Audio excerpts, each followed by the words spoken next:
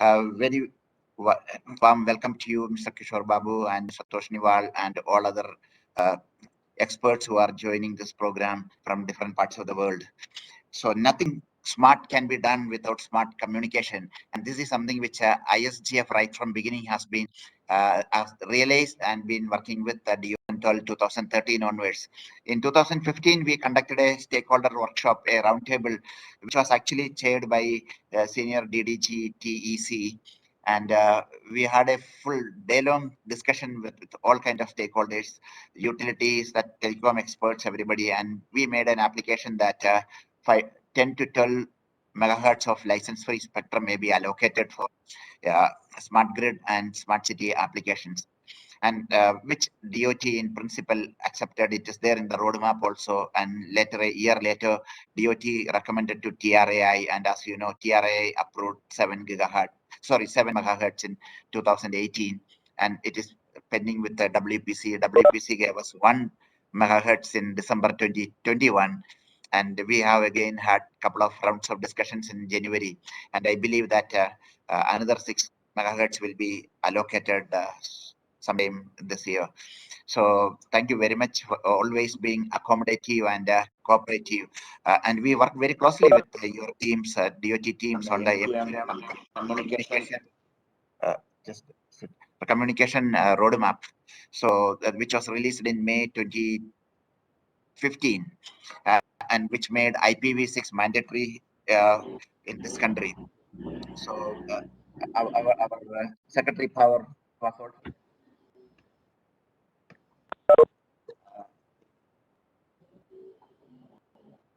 Can't hear you, sir.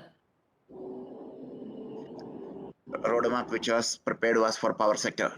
So even IPv6 power sector was one of the sector which was taken for pilot implementation. And in the same year, when we released the standard for smart meters, we made IPv6 mandatory. And there are a lot of hue and cry around the world saying that why India need to, you are not even started with smart metering. You don't even have 100,000 smart meters that time in 2015. Why you want to make it mandatory IPv6? So, we said that's a future we want to go. And as we speak, we are on the verge of rolling out a world's largest smart metering program with 250 million smart meters, which is part of the Government of India program announced, and it is progressing quite fast. So, and again, several other confluence of applications. We'll have millions of EV charging stations in the country. Even the EV rollout going to be taken up in a big way. So the cost of EVs have come down, batteries has become more efficient, and these are all getting connected in addition to several other sectors requiring communication. So we have done about 3 million smart meters in the country. Different technologies we have deployed. There are one thing which everybody understood is that there is no one solution for a large country like India, where we have 70 plus utilities, electricity distribution utilities.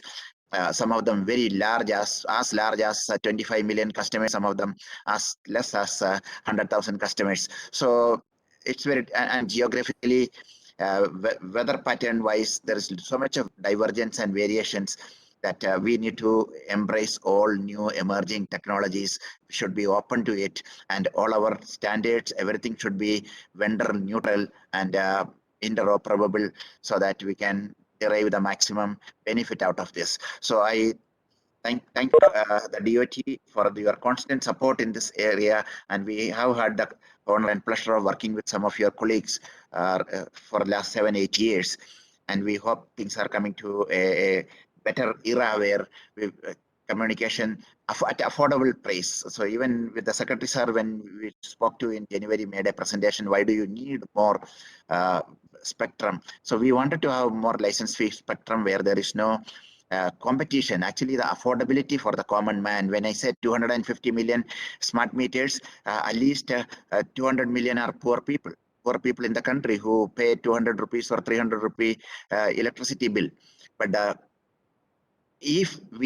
when you go on auction for 5G spectrum, our telecom service providers, some of them are here, but they have to compete. When they compete, commercially and at a high price. When they buy the spectrum, they will not be able to give it to me for my utility applications at affordable rate.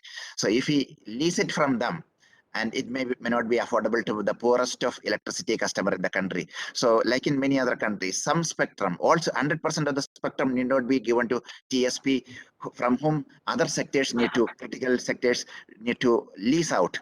Rather, something can be kept. While this is a time when you are allocating spectrum for 5G, you could keep it for local use, dedicated use. Critical sectors like power sector could reserve something for local networks. So this is another area we would like to take up with you. And this today's session, all these possibilities we would like to debate and hear from different views, and look forward to a favorable, a considered decision to take the country forward. With that, I stop here and hand over to the moderator. Thank you very much.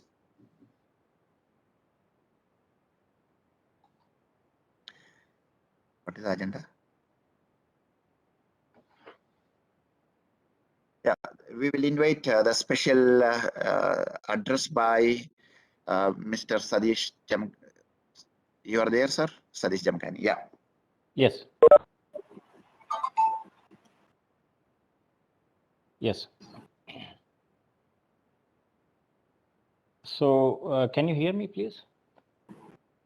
Yes, sir. Yes, we can hear you. So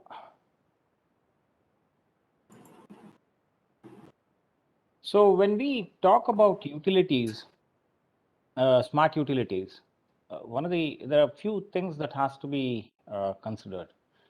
One is, of course, the utility devices. That means connectivity. That is one part of the story. And I think much of the connectivity issues have been resolved because we have multiple technologies which cater to this part. You have Wi-Fi, you have Narban IoT, you have other cellular technologies. So essentially, connectivity is not so much of an issue. This is one part of the story. The other part of the story, especially when you look at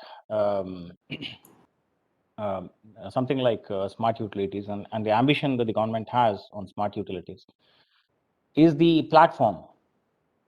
So when we talk of a platform, it enables two things. One is, of course, the data collection part.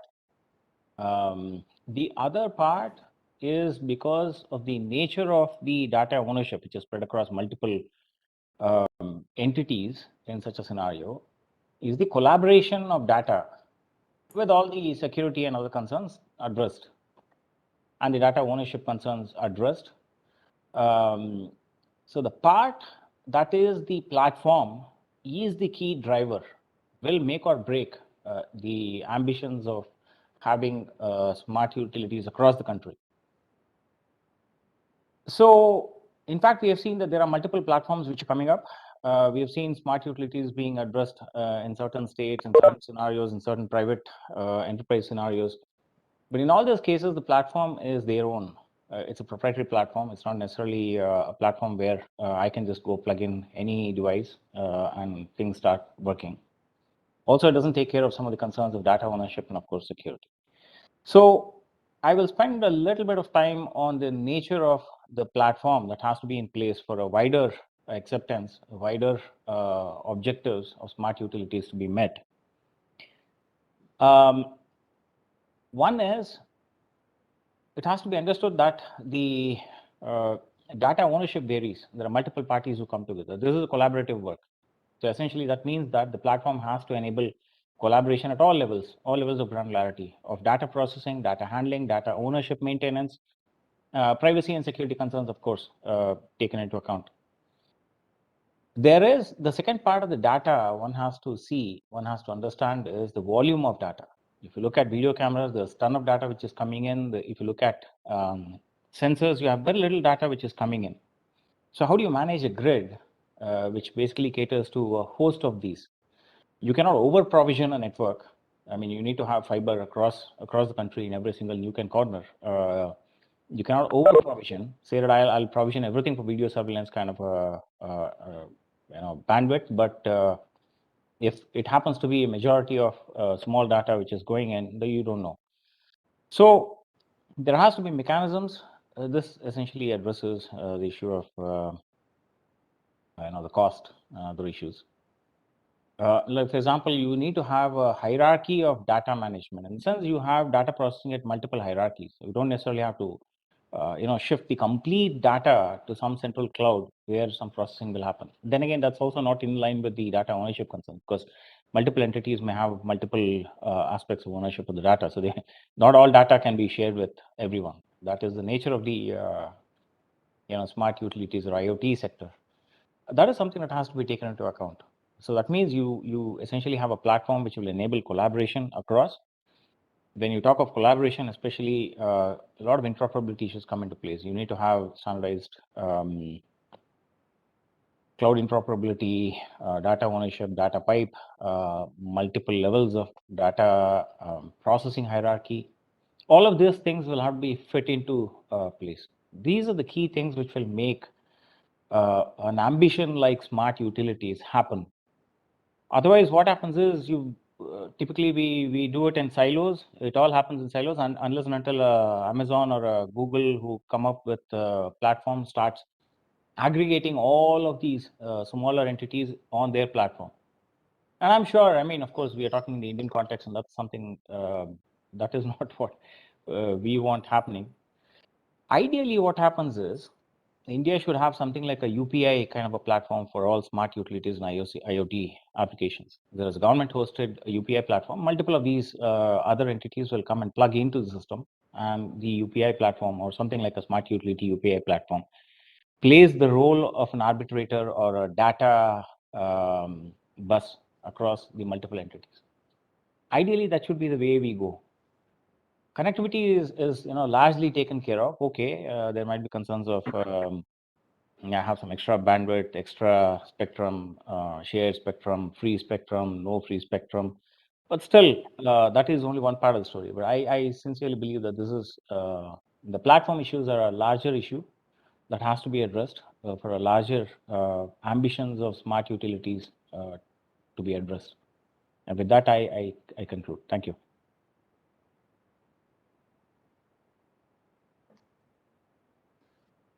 Now I invite Mr. Kishore Babu to do the inaugural address. Over to you, Mr. Kishore Babu. Bala, can you project sir's profile, please?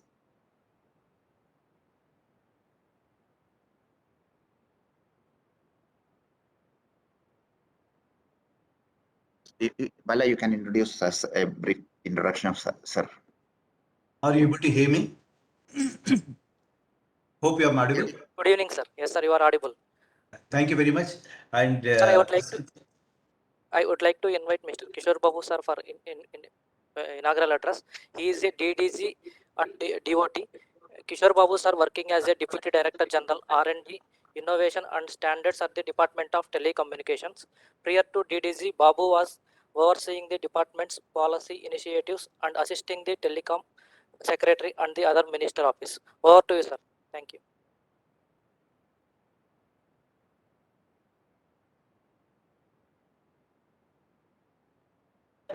Sir, we can't hear you. You're muted. is it audible now? Yes, sir. Thanks very much. And very good evening to all of you. Thanks very much for being part of this engagement where some of the important aspects, especially the utilities for the growing urbanization as well as delivering all the services to the doorstep with what I should say, clock speed precision and as well as velocities. I know that utilities are doing a great job. And coming to the specific point about how 5G and communication technologies can really facilitate and help all of us in this journey. I can see in this particular Smart Utility Week, we have got members from all the like TSDSI, TEC, as well as Smart Grid Forum, and I can see some other members as well who are part of this engagement. Thanks very much for organizing this event, because these are the events where collective thoughts and collaboration will emerge, where we can look at what are the missing gaps and what are the missing areas. In fact, when I see the people present here, I can see them, many distinguished members from the department as well as from the industry and academia who have been participating and supporting Department of Telecoms measures and efforts, especially for call it 5G efforts or call it future technology efforts, as well as a lot of policy making. And there have been many members here who have been supporting this devotees policy making. Once again, thank you very much for all of you individually for your contribution and for making this journey more productive and as well as engaging. Now, coming to the specific issue of this communication technologies and 5G, perhaps you mean I should say that you are the experts. And in fact, it's more like, we listening to you and taking back what kind of inputs, what kind of gaps you try to, present and project to us so that we can try to address those gaps so that industry and as well as associations can drive this particular productive engagement forward. And especially, Mr. Reggie Pillai has mentioned about spectrum. I know the spectrum is a very important issue. I can recall the discussions with, Kishore Narangji as well as TEC members. This has been one of the points of discussion about what segments of, bands could be made available. What are the kind of, opportunities 5G and other technologies will present to you. Of course, I fully agree whether it is a licensed spectrum or unlicensed spectrum or private networks, everywhere you have the spectrum as a need. And I'm aware that lot many contributions and inputs you have given, and WPC and DOT are positively going through and examining those inputs, and surely you will have a kind of good news in facilitating all these needs. You also know that some of the spectrum recommendations are sought from TROI with regard to 5G as well as enterprise spectrum. And I can also see our members from DOT from NT division who are working tirelessly for M2M as well as the IoT guidelines and facilitation. So I'm sure together there's a real opportunity, including our friends from NTA PRIT who are providing, capacity building initiatives to bring to build necessary competencies across the user agencies. And some of you were also aware that DOT has been driving something called 5G engagement program for use cases. And I have put a small snippet in the what's called in the chat box also, that there is an interministerial committee has been formed under member technology with 14 ministries, where 14 relevant ministries. Power and utilities, one of the very important sector where we are driving how we can engage with the verticals, industry, academia, as well as the respective ministry with regard to regulatory aspects of what are the measures and needs we can facilitate with regard to 5G use case ideation, development, as well as deployment. I'm sure that you are all some of them are already approached by DOT and our wing, and kindly to continue to give your efforts in this direction. And with the Ministry of Power, we also scheduled a meeting very soon where some of the inputs, how we can take forward in a more focused manner, we'll be discussing and coming back to you. And you also might have heard something called 5G testbed established at IIT Madras and as well as other consortium members. Our DDGNT Toshniwalji is here. Perhaps he is the best person to share with you at a later stage about what kind of activities offerings they are going to make, especially to make these services at affordable rate to all the industry as well as technology companies, including other academia members. And here, my request and invite to all the industry members who are here, you may be either in the domain of a solution partner or a solution provider or a service provider or an industry who will adopt these technologies. All of them are welcome to engage with the DOT as part of this vertical engagement partnership program, where you get access through DOT facilitating you with solutions as well as including the service providers who can take forward your use cases to try them in real-time environment or real-time scenario. And you are aware that 5G trials are already going on at a technology demonstration level in 13 cities. So we also invite, the smart city administrators. This is one of my requests to MOUD a few weeks back, that we are willing to engage with the local smart city administrators wherever these 13 cities where this 5G technology trials are going on, where practically we can try some of these use cases using these solutions in partnership with the telecom service providers. And with this, we are open to listen to all of you as well as take forward your sessions. And with regard to the presentation, what you have made, I'm just addressing Mr. Reggie's specific mention that he made a presentation to Secretary Telecom, and some of the inputs were already acknowledged. Some needs are already acknowledged with regard to spectrum. I mean, we are aware of that those needs, and kindly do share once this unlicensed bands 5G, not unlicensed band standardization efforts with regard to smart infrastructure where a BIS team is working on. Once there is some development with regard to consultation, kindly do provide your inputs to that, and we are willing to examine and we are willing to support. And as I mentioned, there are many experts as well as senior members who are here along with me from DOT. And please be assured there will be a lot of support on behalf of Member Technology and Department of Telecom to address your needs and as well as forward the engagement. With this, thank you very much, and I wish you all the best. Thank you very much, Kishore sir, for your encouraging words. And I have the pleasure of now inviting Mr.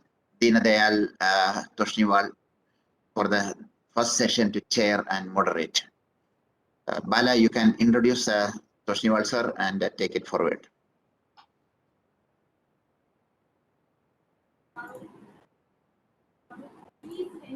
Good evening, sir. Now I would like to invite Mr. Deen Dayal Toshniwal. He is a Deputy Director General and the Department of Telecommunications. Deen Dayal is currently working as Deputy Director General with the Department of Telecommunications. He is an Indian Telecom Officer of 1990 batch. Now I am moving to the this panel. Starting with Mr. A.K. Mishra. He is a Director NHGM and CEO at EESL. Arun Kumar Mishra is Director NPMU, established as part of National Smart Grid Mission (MOP). He also serves as Vice Chair of ISGAN, which is a technology collaboration program of IEA. Now I would like to invite Mr. Ashok Kumar. He is a Director at NTI PRTI at DOT. Ashok Kumar is an ITS officer of 1993 batch. He has done Bachelor of Engineering in Electronics and MBA Marketing. He is presently working NTI PRIT since July 2020. Now I would like to invite Mr. Kiran Kumar Kuchi. He is a professor at IIT Hyderabad. Kiran Kumari Kuchi is a member of faculty at the Department of Electrical Engineering, IIT Hyderabad. He is also the founder of CEO of Wising Networks, a 5G wireless startup based out of Hyderabad. Now I would like to invite Mr. Pradeep Hirasave. He is a product development manager at Reliance Jio. Pradeep Hirasave having over 16 years of professional experience in the field of telecommunication. He has worked in product engineering in developing in-house consumer-based wireless products such as pocket routers. Now I would like to invite Mr. Sanjeev Rana. He is a head of Group IT Infra and Smart Grid Communications at TPTDL. Sanjeev Rana was experienced smart grid professional with 9 years of deep business, functional and technical domain knowledge of power distribution utility developed at Fortune 500 Energy Company. Now I would like to Jussi. He is a Vice Chair ETSI Technical Committee on DECT. Jussi has over 30 years of experience in high frequency communication technologies and system design. He has been closely involved at several global wireless technology companies in the development of 3G and 4G standards in 3GPP. Welcome you, sir. Now I would like to invite Mr. Amit Chatterjee. He is a energy specialist at Intel. Amit Chatterjee leads the industrial segment marketing for APJ within Intel IoT Group. As part of this role, his focus is in driving product scaling, lifecycle management, and go-to-market of industrial IoT solutions like supply chain, manufacturing, energy, and utilities. Welcome you, sir. Now I would like to invite Mr. Babu Raj S. He is a customer solution architect at Nokia India. Babu Raj S is the customer solution architect for the enterprise business of Nokia for India market. In this capacity, he serves as strategic advisor to energy and other industrial enterprises in India. Over to you, sir. Thank you. Welcome you, sir. With this, I would like to over to Mr. Deen Dayal, sir. Over to you, sir. Thank you, Mr. Bala. Am I audible? Yes, sir, you are audible. Okay, thank you. Thank you, Mr. Bala. Thank you, Mr. Reggie.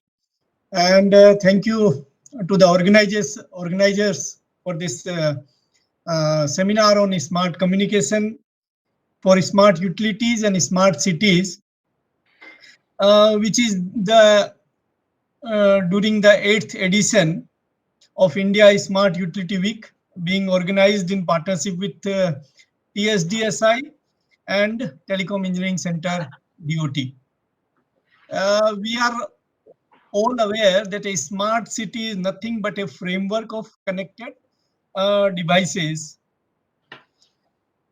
comprising information and communication technologies, ICT, to develop, deploy, and promote sustainable development practices to address growing urbanization challenges. So a big part of this ICT framework is an intelligent network of connected objects and machines transmitting data using wired as well as wireless technology and the cloud. Communities can improve energy distribution, streamline trash collections, decrease traffic congestion, and improve air quality with the help of IoT. Cellular networks and IoT are crucial to realize the smart city vision. They provide dependable and cyber-secure hardware and connectivity to make these systems function. Now, India is on the cusp of introducing 5G services as early as during the current financial year itself. That will hugely impact the concept of smart cities. The new communication infrastructure coupled with IoT technologies is an essential component for making utilities and cities smart. 5G focuses on 3 pillars of new capability: ultra reliable low latency communications, URLLC, enhanced mobile broadband, and massive machine type communications. The new 5G capabilities are crucial for realizing the full benefits for smart utilities and smart cities. Sir, as in his inaugural address, Kishore Babuji has already told the August gathering that DOT has already taken a step in the direction of Atmanirbharta in 5G deployment and keeping India's specific requirements and to take a lead in the 5G deployment. DOT approved financial grant for the multi-institute collaborative collaborative project to set up indigenous 5G test bed in March 2018, and I'm happy to share with you all that this project has been completed on 31st December 2021, despite the challenges posed by COVID pandemic. The 8 institutes in this project are IIT Chennai, Delhi, Hyderabad, IIT Bombay, IIT Kanpur, IISc Bengaluru, then Society for Applied Microwave Electronics and Engineering Research, SAMER, and Center of Excellence in Wireless Technology, CEBIT. This testbed will enable Indian academia and industry to validate their products, prototypes, and algorithms. It is likely to enhance national capability in telecom technology, develop indigenous intellectual property (IP), and give fillip to Indian telecom manufacturers. Transfer of technology to various industry partners is also on the anvil, and department has taken an initiative to facilitate the development of indigenous technology in line with the spirit of Atmanirbhar Bharat, and the usage charges for accessing this test bed have been kept very low for the startups, which we know are enterprises who have not exceeded 100 crores turnover during the any of the preceding 10 financial years. So with this 5G test bed, we hope that this testing of narrowband IoT and testing of use cases for the smart cities as well as for the smart utilities will get a fillip. And I, as introduced by Kishore Babu sir, I also invite our industry partners to use this test bed and develop the indigenous products for the country. With these words, I now leave the session open to the speakers for enlightening us and for sharing their experience.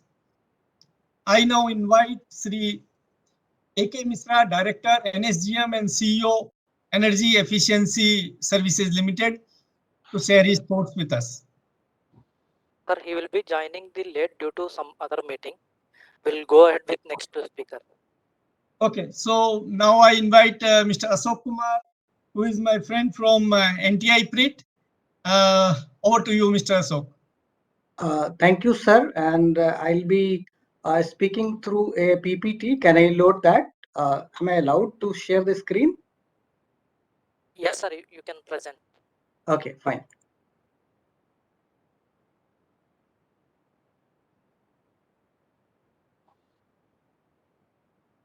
So can you see my screen? So, Yes, sir. Yes. Yeah, okay, fine. So thank you so much for inviting me for this session. So I have prepared a small session on 5G for smart utilities and smart cities. So before I start my presentation, let me introduce myself again. I am Ashok Kumar, Director Wireless Access at NTI PRIT. So NTI PRIT is a capacity building arm of DOT, Department of Telecom, and where we train our own officials and also the ecosystem partners, and we also undertake international program of APT, ASEAN countries, etc., and we provide training and other capacity building program for them in physical mode, and since pandemic it is happening in online mode, and hopefully that will again start in a physical mode. So as we know that 5G is around the corner, our operators are testing. So we thought of starting capacity building onto the 5G domain. So last year in 2020, when pandemic was on peak and everyone was at home, so we designed a program called 5G certificate program. That was a 36-hour program to be delivered in 12 weeks time. So every week, 3 hours, 3 days, 1 hour each. And we trained almost 2 batches of 70, 75 personnel from DOT and other ministries twice, right? And we also have, we would be repeating this in this particular year also. So so we are already doing some kind of capacity building on 5G domain. We also do many webinar on upcoming technologies. We do education and awareness for other ministry, which we did in a physical mode, one for joint secretary and available officers on 5G and cyber security. And we have a plan to do it for more officers and also in the state government as NTI PRIT. We are also trying to establish 5G lab. So the prime objective is, of course, the training of our officers and other government entity and other ecosystem partners. But that facility, we are also planning to give access to all the startup, all those companies who are doing use cases development. So going forward, once that is in place, we will also be facilitating our companies, our startup in developing and kind of innovating new and new use cases. So let me start my presentation with this remark. Okay. So we know that there are over 2 billion cellular IoT connections as of now today. So there are a lot of papers on it, and there are projections that it will increase to 5 billion connections by 2025. So there is a huge growth happening onto the cellular technologies for IoT. there are other technologies like LoRaWAN, Sigfox, etc., Wi-Fi and all, but the cellular IoT is growing at a very, very faster rate, all because this is a kind of a unified technology which is a standard based, whereas if you look at LoRaWAN, Sigfox, all those are proprietary one, but these will coexist definitely for a long period of time, and maybe the best technology will emerge as a winner, or many of the technology can coexist. So in my presentation today, I'll start from the basic, that what are the various key capabilities of 5G which Tosniwal sir mentioned initially, and how those capabilities can become potential use cases for all sectors. And since this session is for smart utilities and smart cities, we'll focusing on that. And Tosniwal sir had already talked about EMBB, URLLC, and MMTC. So we'll look at specific features of these usage scenario and how that can translate into use cases, particularly in India. We will also talk about other cellular technology like NB-IoT and LTM. What is the roadmap? Because many of the power sector and smart cities actually deploying technologies based on NB-IoT or LTM. So what will happen to that after the 5G, whether they'll coexist, and how? And then what is the promise of 5GI, which our own TSDSI had developed, and that is now part of Release 17. And we'll also discuss the upcoming technologies or evolution in the 5G in terms of red cap. What are the new use cases which it can take care of, and today which are kind of left out. And then the last, I'll talk about how mobile infrastructure and power infrastructure can actually converge and help each other. So there has been some white paper around it. So we'll discuss about that at the end. Okay, so let's start with what are the different usage scenario of 5G.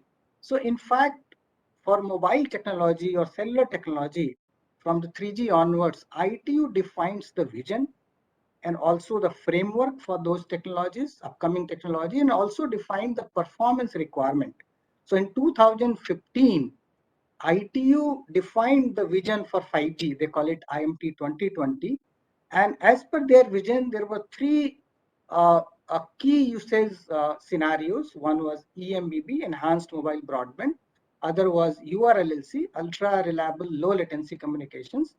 And the third was MMTC, Massive Mobile Type Communications. So when we say EMBB or URLLC or MMTC, these are not a specific service as such, but any use case or service will utilize some part of URLLC, some part of EMBB, and some part of MMTC. For example, if you talk about remote surgery or mission critical surgery, then it will be using majorly the URLLC capability, but it may also require EMBB. For example, if you have an autonomous car, so of course it will require URLLC capabilities, but since the car will also have various cameras looking at here and there, and also the entertainment system inside, so that will also require EMBB, and it will have a lot of sensors, right? So it will also use the MMTC capacity of capability of the 5G.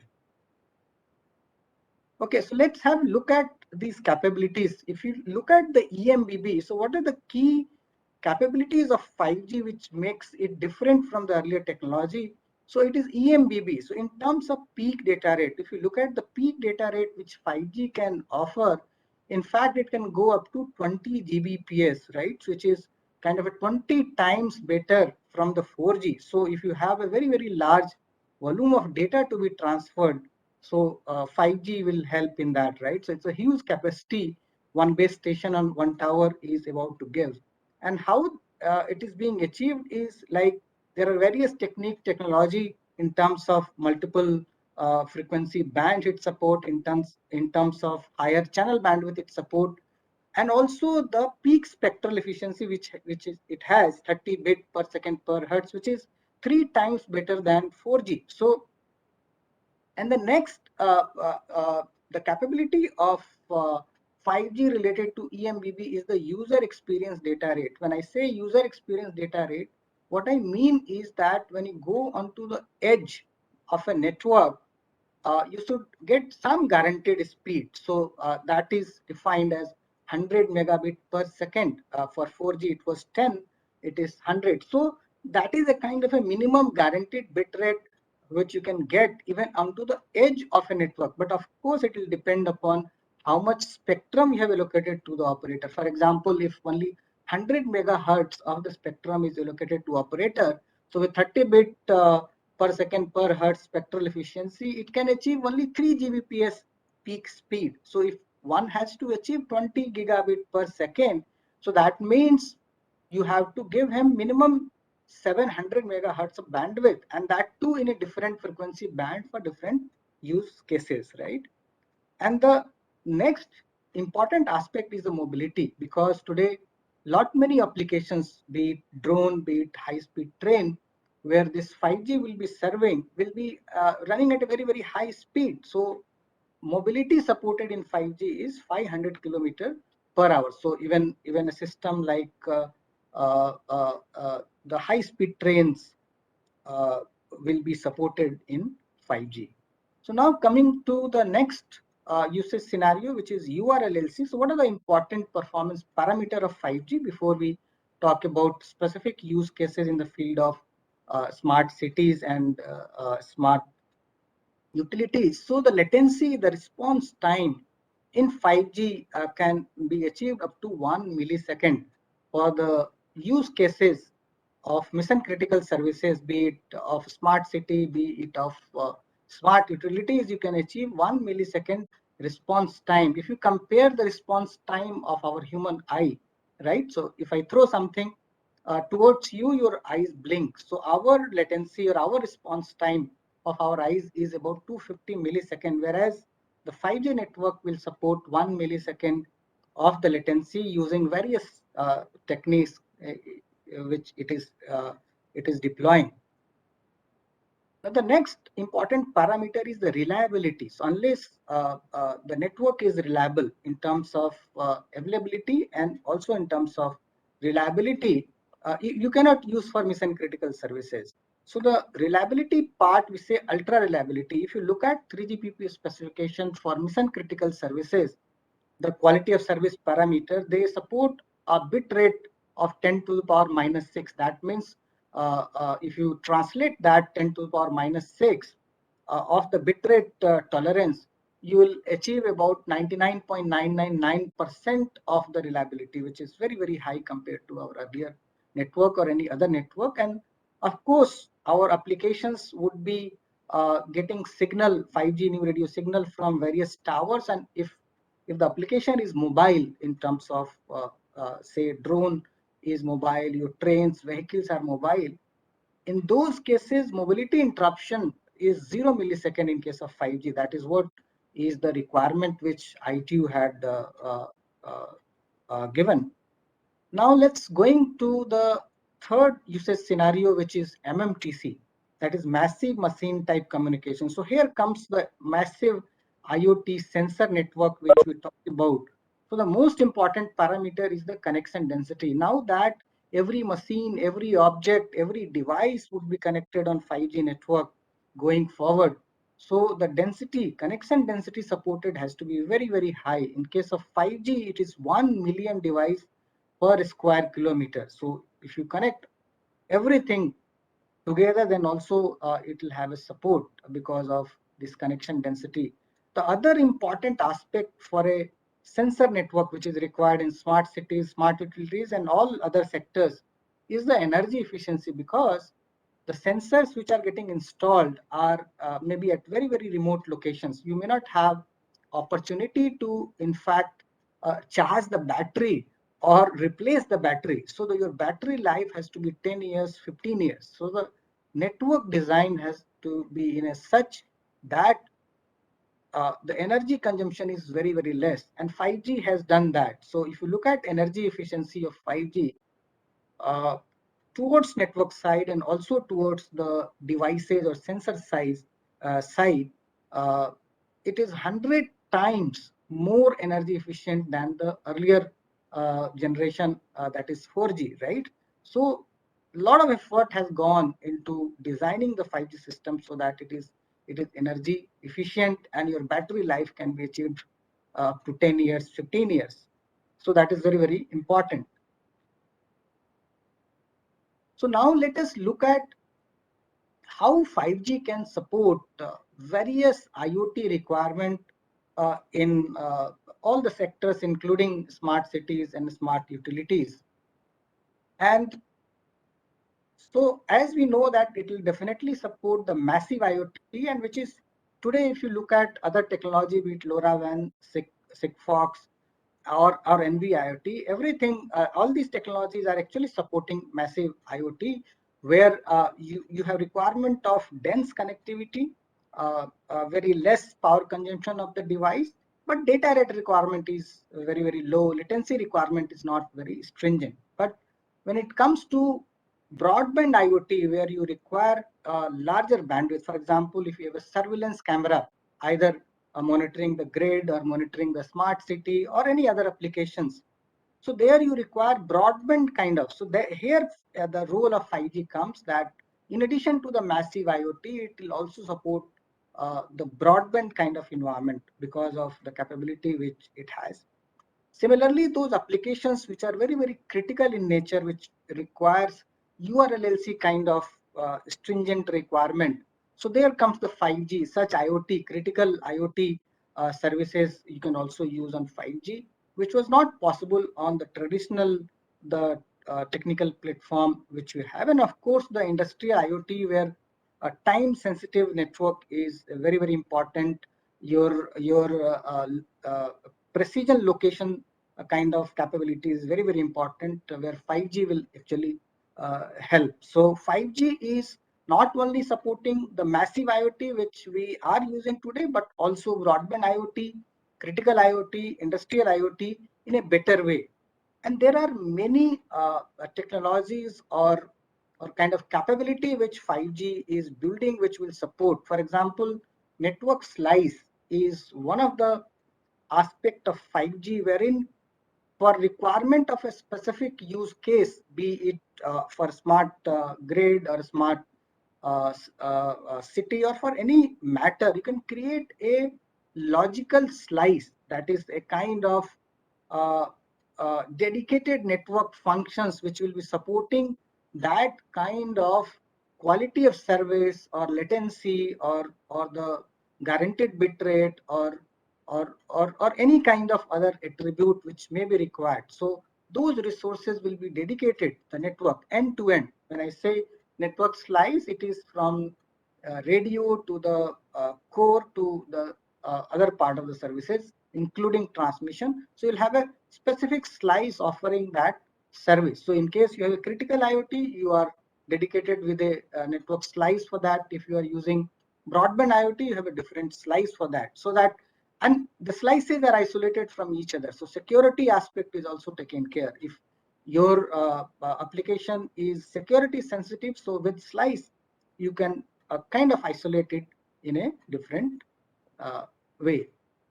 One of the capability of 5G is the network exposure. When I say network exposure now, suppose Mr. Satish was talking about the platform for IoT, right? So that platform can connect to the 5G network through the network exposure, just an API interconnection, and can gather a lot of information, because 5G would be capturing lot many data points, log and all, and those would be possible to be transferred to the platform, IoT platform, if some AI ML algorithm has to be run, and or network has to be managed, kind of, or there is a knock requirement of the data. In addition to that, the 5G has got a network function, native network function for data analytics. So all those logs which is coming from the IoT network, very, very large volume of data, big data, those can be analyzed within the 5G network and certain action taken. So that is a capability which will be very, very useful even for IoT. And then in 5G, we'll be supporting the flexible SIM, where either you have a physical separate SIM or embedded SIM or use SIM kind of. Sorry to interrupt, Mr. Ashok. We have constraint of time, so kindly conclude in the next couple of minutes. Yeah, so 5 minutes, is it okay? Okay, fine. In the next 2 minutes. Okay, fine. So as I discussed that the 5G is designed in a way that the technology like NB-IoT or LTM can coexist, right? Coexist in the sense that the investment which utilities have made they are not required to throw it out. They will continue for a very, very long time, and then they can migrate to a 5G kind of environment wherever they require it. And I talked about 5GI. So 5GI is now part of release 17, and perhaps in the month of March and June, it will be actually, it is already approved, but now that will be formally approved by 3GPP. So once that is done, so 5GI was designed by TSDSI for a large coverage. So their large coverage requirement is for IoT. So it will further enhance the capability of 5G to support kind of environment. And the next item is the 5G red cap. In release 18, 3GPP is working on reduced capability of the 5G so that so the other use cases like wearable, where you don't require very, very high battery life, but you require some broadband capability. Similarly, surveillance, industrial IoT, and other applications which are in between the massive IoT and the capability which 5G NR have. For that, 3GPP is coming on the 5G red cap. Now there is a new opportunity for the power sector, the transmission service operators or DSOs, distribution service operator, if they can work with the mobile network infrastructure. I'll just, this is my last slide. So let me explain this. So the problem, so I'm not expert in the power sector, but whatever I have read, so the problem in the power sector or the grid network is about the frequency regulations. So if there is more demand or less demand, so your frequency 50 hertz or 60 hertz get disturbed. Similarly, when there are a peak demand where you're not able to meet the peak demand, or there is a high peak to average power ratio, that average you have a less power, but in the peak time you have a very requirement of very, very high power. And then you have a voltage stabilization issue where voltages are less because of all these aspects. How the mobile infrastructure can help power sector, and power sector can help mobile sector by, because the mobile network today is you have more than 7-8 lakhs of mobile towers located across the geography, and those are distributed as per the population, right? So wherever there is a power, there is a mobile tower also, right? So at the mobile tower, they have power backup, right? And all these mobile networks are monitored centrally or at a regional basis. So for example, if there is a frequency, if the two converge, like mobile infrastructure and power infrastructure, what can happen is, if there is a problem towards the grid, now since these two are converged network, the mobile fellows can reduce power consumption by switching to the battery backup when there is a peak demand happening or voltage fluctuation happening, and that too in one local area or regional area or a national basis or a select basis, and the problem of the power sector can be taken care of. Similarly, since these mobile towers are located at every nook and corner, every point with the local grid, so that means they have ability to monitor the voltage fluctuation, monitor and also bringing that to a central location. That capability is already there. So this kind of data, if is utilized by the power sector, which mobile fellows are already having. So this is my last second. And similarly, since these towers is having the battery capabilities, in case of a requirement, they can even release power to the grid. So and in return, all those infrastructure which power assets are there, TSP can utilize for a small cell, which will be a dense network, and TSP asset can be utilized by TSO, DSO. So with that, I conclude my sessions. Thank you so much. Thank you, Mr. Ashok, for a very informative discussion. Now I invite Mr. Pradeep Hirasule, Product Development Manager from Reliance Jio. Hello, everybody. Sorry. let me stop. Sorry. Yeah, thank you.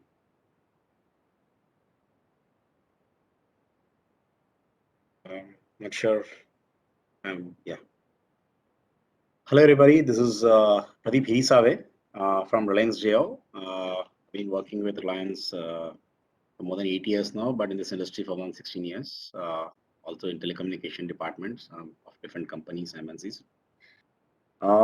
That's a brief introduction about myself. But yeah, first of all, I would like to thank I say India, the ISGF, or second, let me stop the video. Yeah, sorry.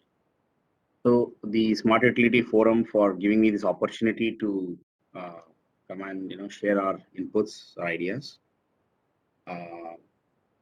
and thanks for everyone here. So just to begin, my 2 cents to this expert panelists here or the team speakers.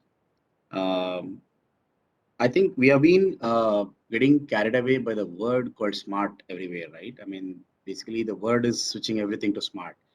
So we had phones became smartphones, smart homes, watch became smart watches. Now we are trying to say we're converting our city into smart cities, which already as per the definition, Mr. Ashok already mentioned, like it is, and other speakers mentioned, like it's basically we are trying to connect different aspects or devices together to give a more meaningful data and give a better quality of experience to the end users.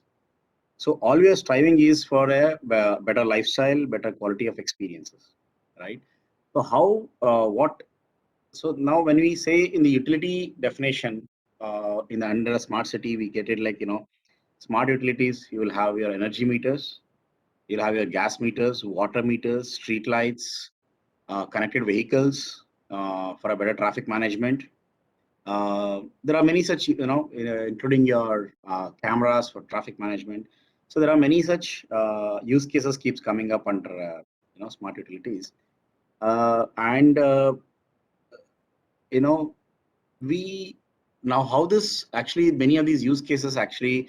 What are the current status now? What are the challenges we are facing? If you can understand that, then we can actually think about how technology can help here. So basically, like for example, like the current, when we went to analog to digital meters, for example, in the energy segment, even now, like there is a manual reading that is happening to find, get the bill, and then that is being, given to the end user for the payments. But still, we can see a lot of energy leakages are happening. It can be in the form of, someone is trying to tap it out, or any other. Hello. Yeah, sorry, I'm not sure. I thought I can hear you. Yeah. So, but like how the solutions can help in these areas, right? I mean, in the logistics point of view, many other issues can be sorted out. In now coming to the technology aspects, like as already been spoken, there are many standard bodies are being recommending a lot of solutions. In the previous presentation, we very in a elaborated way we saw how 5G is going to help, right? So I would like to cut this off, but there are other solutions also, like 3GPP is coming up with for industrial IoT, URLLC, EMBB, and small data transmission as different technology aspects. But in the 4G LTE also, we have a very potential candidate technology which can be an NB-IoT in the form of narrowband IoT. Narrowband IoT, as we speak, like in the release 14.15 has been spoken even in the 5G NR also.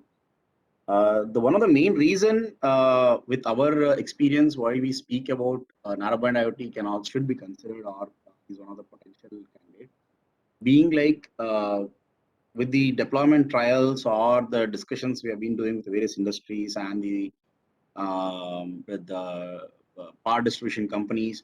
The one thing is like the cost of the device also needs to be very minimal. So apart from the technology and the reliability and the connection density, cost also is coming up to a very sensitive topic, which the 5G NR based solutions, the chipsets may take some more time to get really into a commercial deployments and bring down the overall cost to more agreeable terms. So till then, I think this can be one good path of migration to be using NB-IoT till then. There are certain challenges for that. Maybe it can be in terms of connection density, meeting those requirements, or if you want to have 1 million devices per square kilometers. If there are some data we have like which proves that like it can be possible, but at the same time there are challenges which needs to be met at a more end-to-end level, not at a NB-IoT as a technology only. For example, as per the experience we can come up with is like if currently the BIS has standards for 16444 which defines how and what frequency the data has to be transmitted by a smart meter to the end server. Now what we see is like if we can optimize those frequency of the data transmissions, if we can optimize let's say for example the density requirement comes mostly from the urban. And in the urban deployment, mostly if you see, if they are from the gated communities or the apartment kind of buildings, we no need to have a smart meter or an NB-IoT module or any 5G or NB-IoT any module to be part of every smart meter. Right? We can have solutions which can be a panel metering. So where a set of one communication modem can connect to a set of panel meters, and communicate on behalf of everyone in terms of power leakages or in terms of power outages and everything. Because power outage will be one such use case where where the heavy number of connections will be tried by many smart meters to communicate to the server that there is a power outage. Now these also can be further optimized by having some sensors at the feeders of the smart grids, so that individual smart meters don't actually try to communicate to the servers and load the network, right? So with all these few examples, what I'm trying to ultimately say is like we have to work in a very more holistic manner and come up with a smarter end-to-end solutions than the telecommunication or a service provider works independently and the the BIS works or the standards or the requirements come separately to us and we try to meet everything. Rather, if we can discuss holistically and come up with smarter solutions as such, like in one of the case, like when we migrate to 5G technology, Mr. Ashok Chaudhury is mentioning about the NEF functions. So those are beautiful capabilities technology also can offer, which can be offered in 4G also in a different form, but 5G has more standardized form of NEF, which exposes a lot of functions which application servers can come and sit in, get plugged in, and we have to make use of edge and AI/ML algorithms, not be always waiting for a device to send the data. So if we can come up with some very clear motive for such solutions, because if we see, we are always speaking from the phone kind of a devices which is loading the network. Now, when we're talking about smart utilities, the number of devices that will be latching to the network will multifold, right? So the connection density and all the requirements that has been studied and put as a requirement for the studies will still tumble out, because the amount of devices when you really do a commercial deployment across all states will really go high. In such cases, what should we do, right? So the reason, one of the major idea is we should come up with with a clear motive that transmit less, achieve more, right? So the current solutions are always depending on a device, a smart device or an NB-IoT or a 5G modems to transmit something. They're part of the utility. Like if an NB-IoT or a 5G modem is sitting in a smart meter, it is expected that particular device to send something, and then the rest of the solution sits in. But with this, we will never solve the capacity or the connection density problem. Rather, we should go with the motive of how can we achieve the same output or a quality of experience we're looking for, but with the motive of transmit less and achieve more. So this is something we should all work, and the only way it's possible is discuss in a common forum, come up with all the way from requirements to the solution, and holistically find the solutions. Then with the current technology also, it's very much possible to achieve what we're looking for, and as well with the upcoming technologies which will definitely take it to a further heights. So basically, yeah, these are the trying to cover all the challenges and the optimizations we should be doing and have it.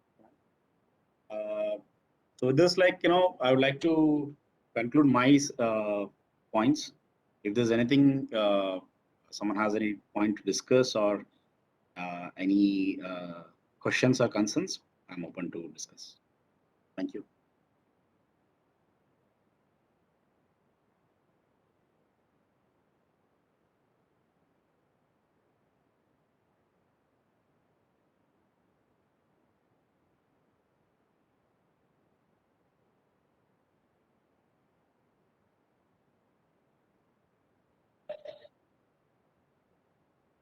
Thank you, sir, your insightful speech. Now I would like to invite Mr. Sanjeev Rana. He is the head of Group IT Infra and Smart Grid Communications, Tata Power Distribution Limited. Over to you, sir.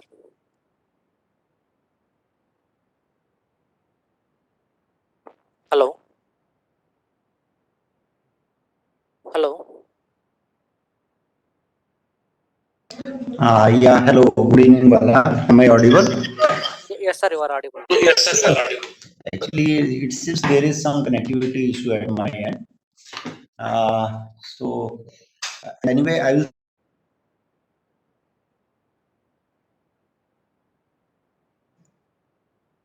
We can't hear you. You are not audible, sir. Assistant is enabled to save audio highlights.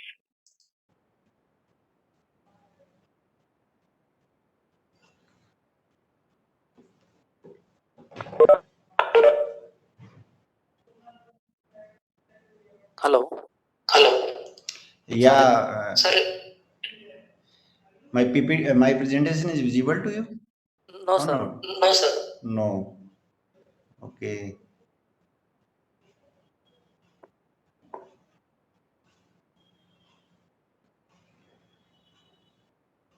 So Bala, you can request the next speaker. In the meantime, let me sort out this network issue. If you are facing any problem, please share it with me. I will share. I will share. Okay. Okay. Then give me a moment. Okay, sir. Thank you. Sir. Thank you. Okay. Tosniwal, sir, we can go ahead with the next speaker. Yes. Meanwhile, Mr. Rana, you kindly fix your audio and presentation. Kindly mute yourself. Yes. Yes, sir. Yes. No, Yes, sir. Yes. Kindly mute. Mr. Rana, kindly mute. We can now proceed to listen to Jussi Numinen, Vice Chair NC Technical Committee on DACT. Very good. I guess. Can you see my face now? So, Yeah. hello, and I will share my screen if I can. Let's see.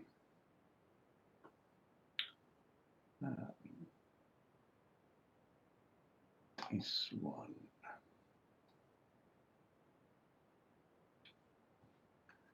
Then I put it on the presentation mode. Wait a second.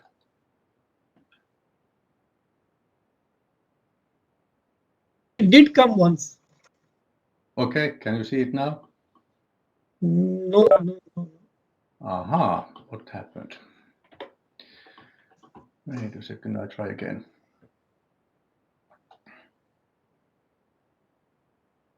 But it did come once. Yes, I heard you, but now something happened, so I will share the screen again.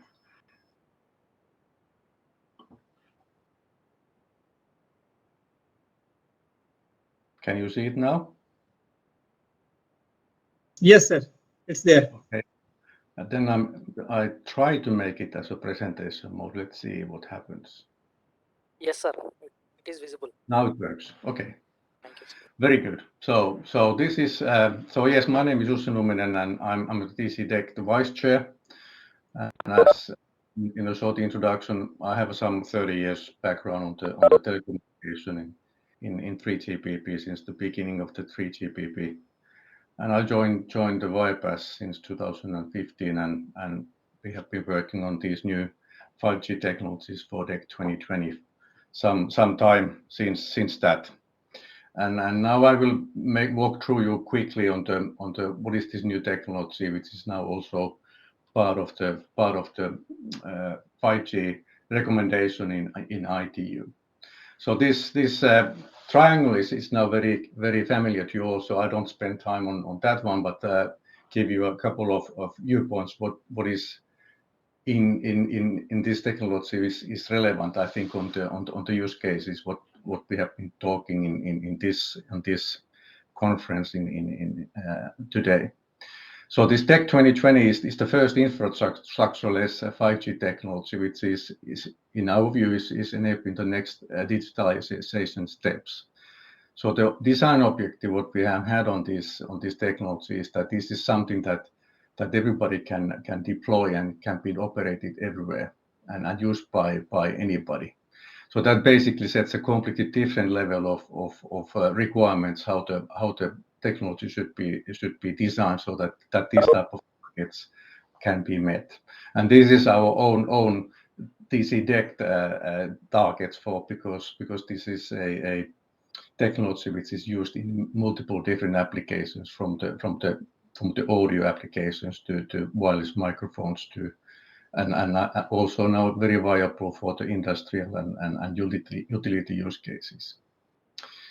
The second thing what we wanted to have on this technology is that this should be agnostic for the different applications, so which is then enabling to basically take a benefit on the existing application frameworks and then trying to digitalize as much as we can on the marketplace. So on that perspective, we don't have any limitations, known limitations that what applications actually could be viable for this technology at this point of time.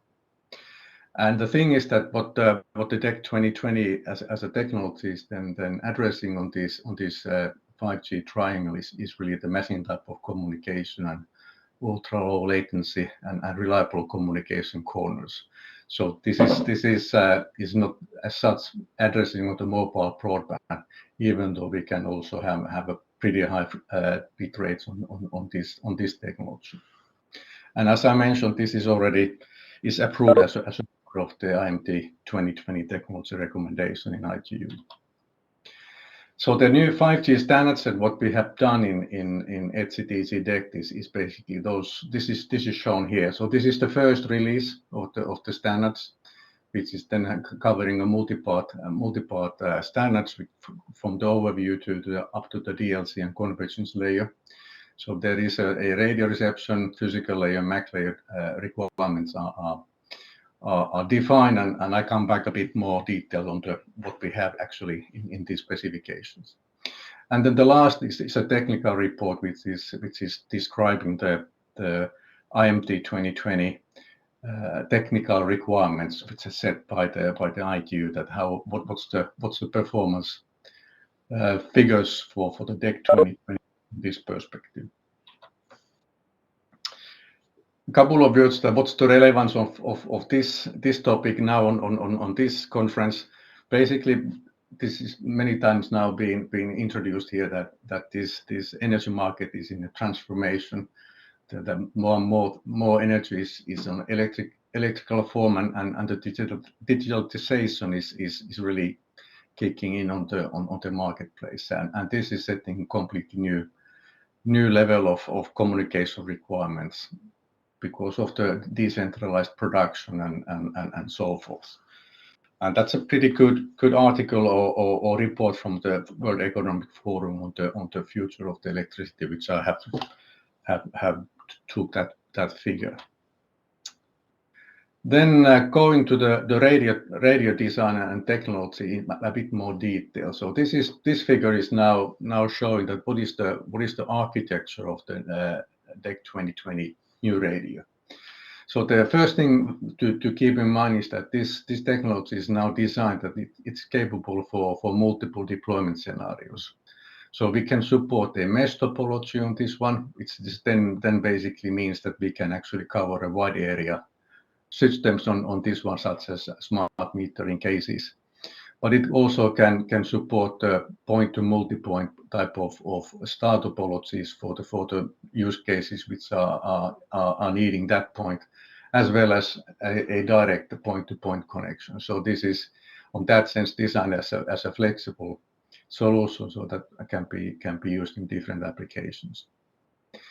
Then the second important thing is that since this is also a target for ETSI has been that we can operate that in the DECT core band in Europe, that this must support a state-of-art coexistence with the multiple networks coinciding or basically deployed on the same area, and they are sharing spectrum. So we have a really state-of-art solutions that we can actually provide a good coordination and coexistence between two different DECT 2020 networks on the same area, as well as the legacy between the DECT legacy systems and DECT 2020. And those same technologies can then, of course, used for the when we're operating on a different frequency blocks, such as 2.4 gigahertz as an example. The system is based on the local synchronization between different equipment, so there is no network-wide synchronization requirements. And actually, the physical layer structure is designed so that each transmissions they contain a synchronization information, so that we can basically set the equipment to sleep to undefined time, and every time they are receiving a messages, they can actually synchronize on those ones, and this gives us a very efficient, power efficient, and long deep sleep times if such applications are requiring those. Then the radio access itself is asymmetric, so that the uplink and downlink is the very same, and this gives a beneficial feature, at least on our perspective, that all equipments on the system are basically the same design. So once you have one receiver and transmitter pair defined, then more or less you can build the communication system.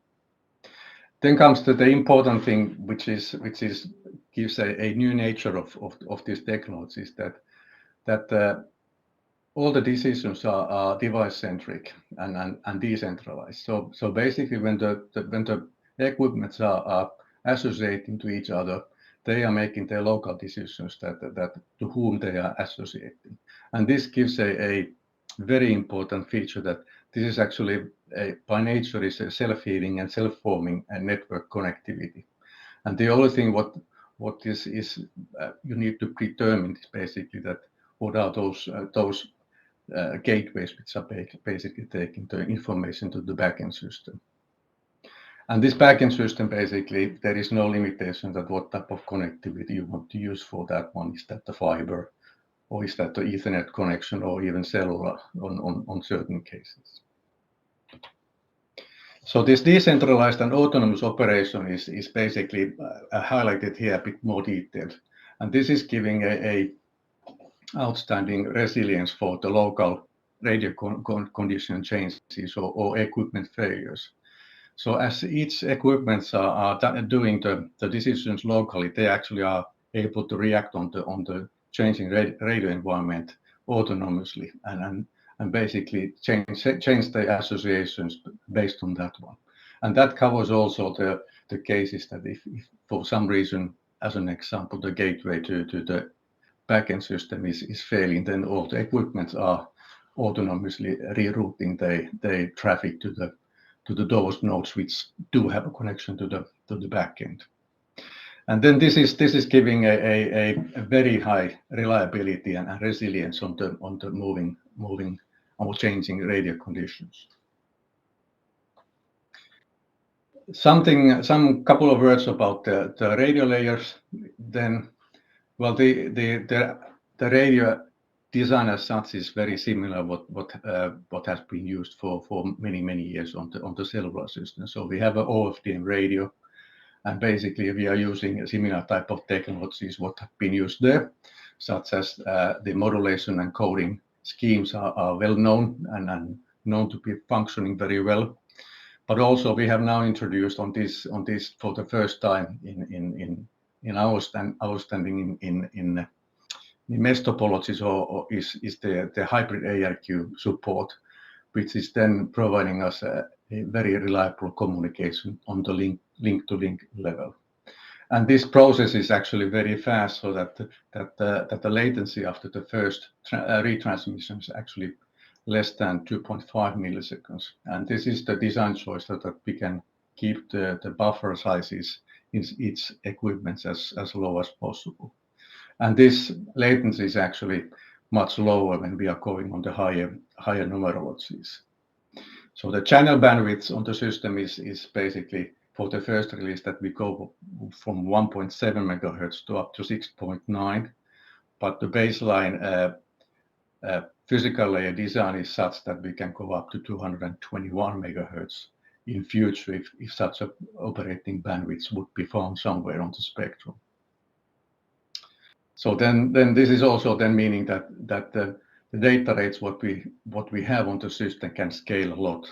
The typical bit rates for the first releases and for the smart meters is probably in order of 3.6 megabits per second, but we can have up to the several gigabits. Of course, that comes with the complexity of the multiple receivers and transmitters, if that would be the case.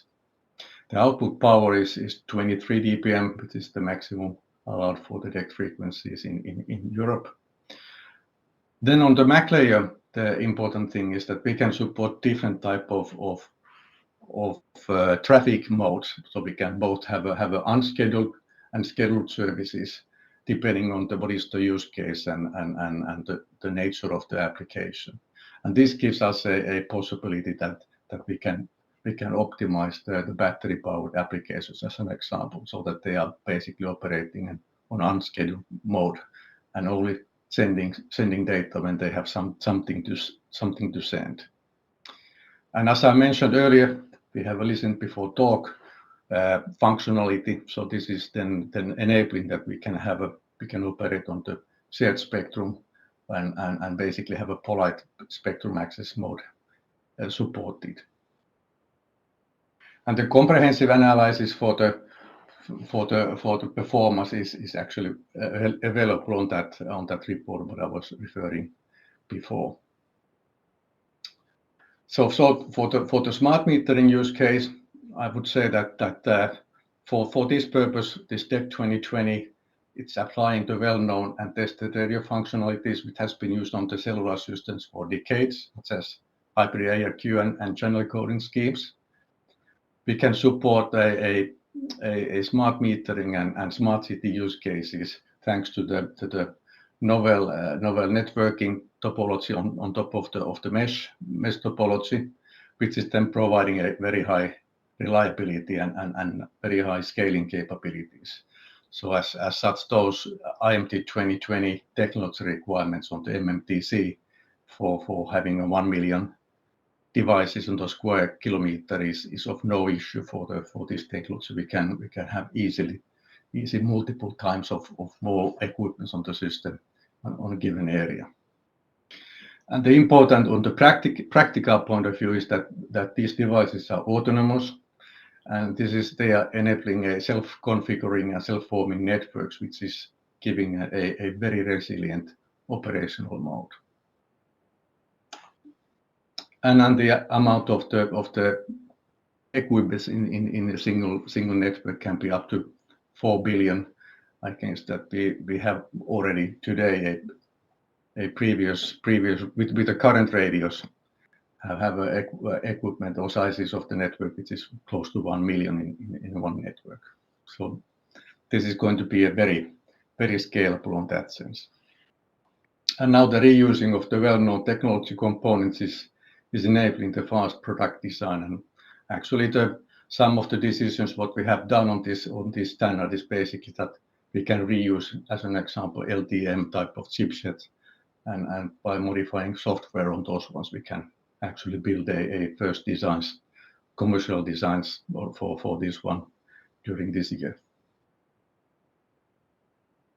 And then as a conclusion is that basically we see that this future decentralized energy production and peer-to-peer transaction is calling a new type of local area communication.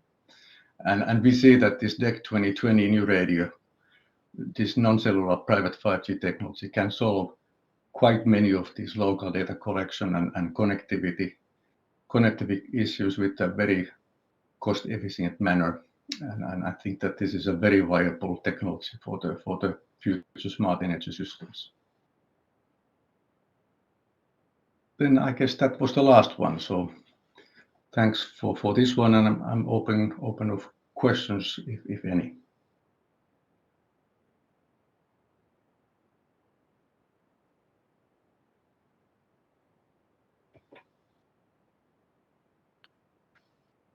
Thank you, sir. Thank you very much for your insightful Thank presentation. you. Thank you, Mr. Jesse, for very interesting discussion on DECT 2020 NR.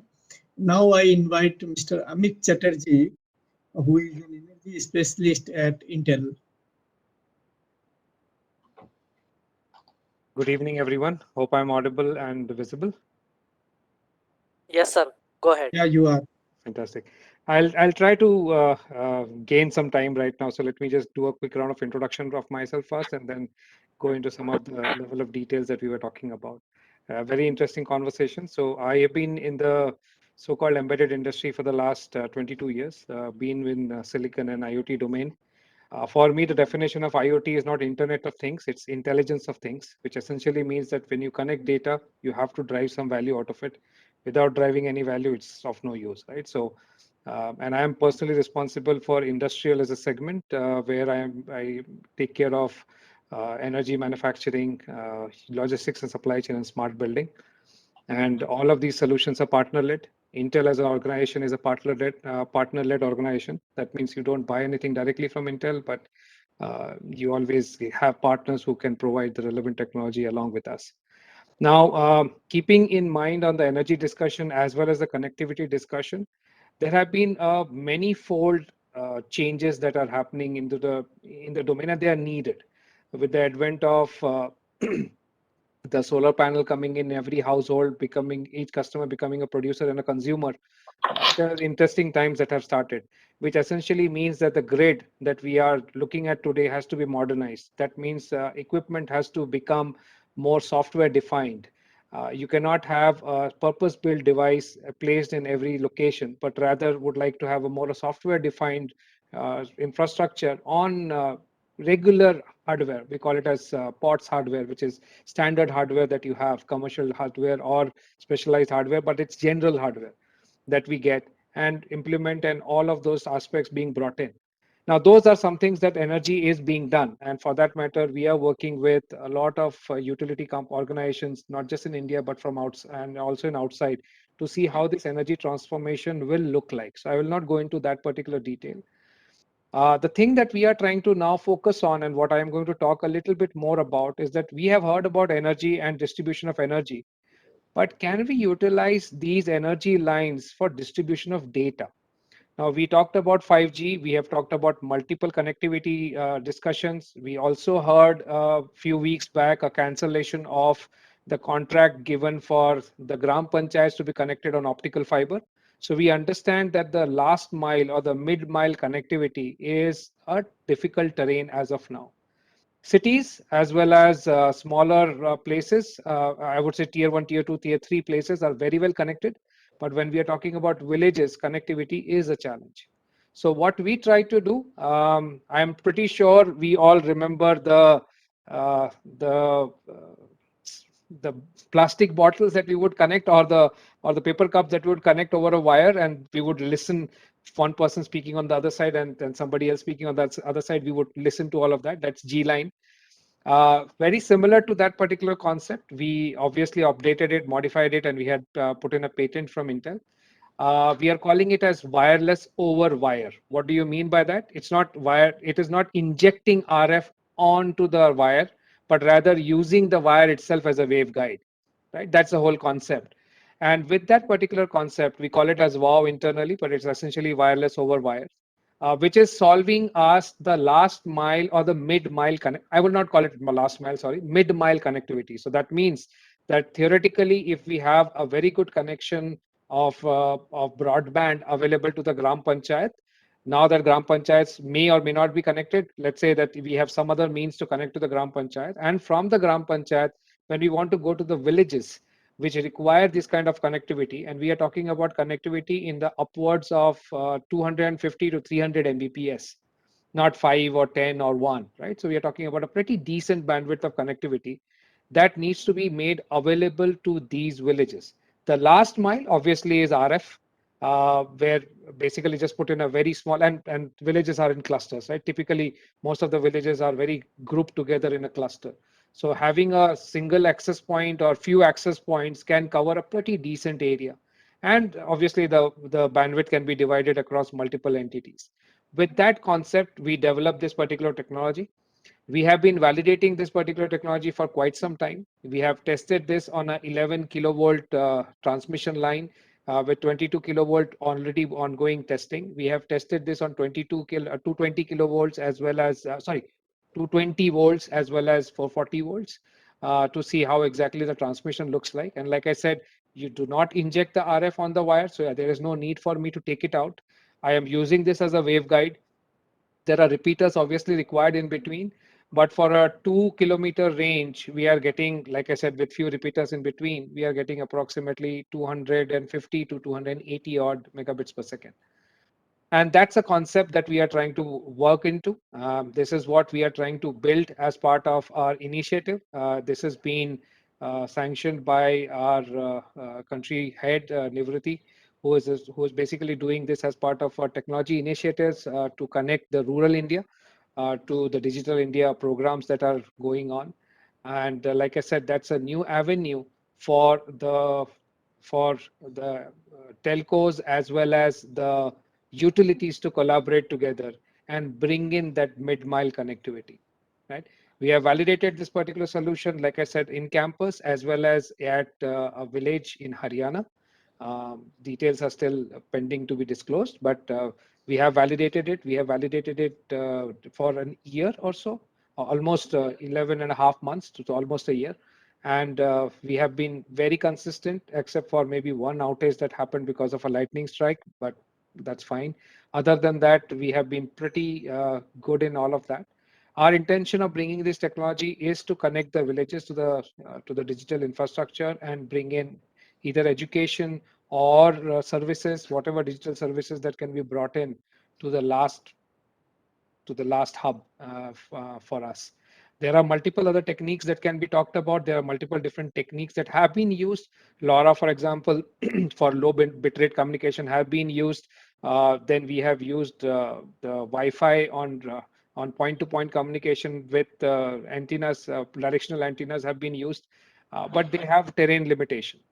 This particular one is terrain agnostic, and we have been able to incubate it for quite some time. And that's the thought process. We are still very early, but it was something that I just wanted to talk about where we are working, and we will be working very closely with India Smart Grid Forum to see how exactly we can accelerate that particular validation across few other sites, as well as take it on a broader scale. The intention here is to, like I said, bring in the connectivity and with very, very made in India local parts. It's a very basic kind of technology, but obviously we want to ensure that it is useful in a more meaningful manner in our context. That's it. I just wanted to finish it off. There are a lot of other things that I can talk about, but I just wanted to close this out. And if there are any questions, I can try and answer them. But that's what I had. Thank you very much, Mr. Chatterjee, for a very, very enlightening us about a very innovative technology that you are using to bridge the mid-mile connectivity issues that India is facing currently. Thank you very much for your deliberations. Now I invite Mr. Babulaj as Customer Solution Architect at Nokia.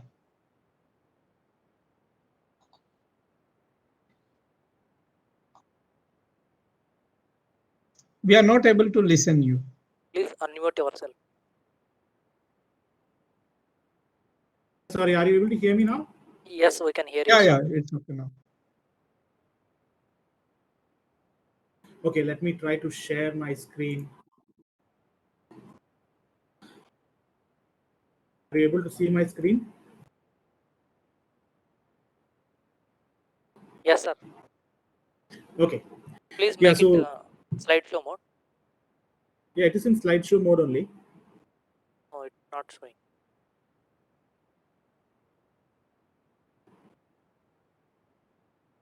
It's not in slideshow mode for you? No, sir.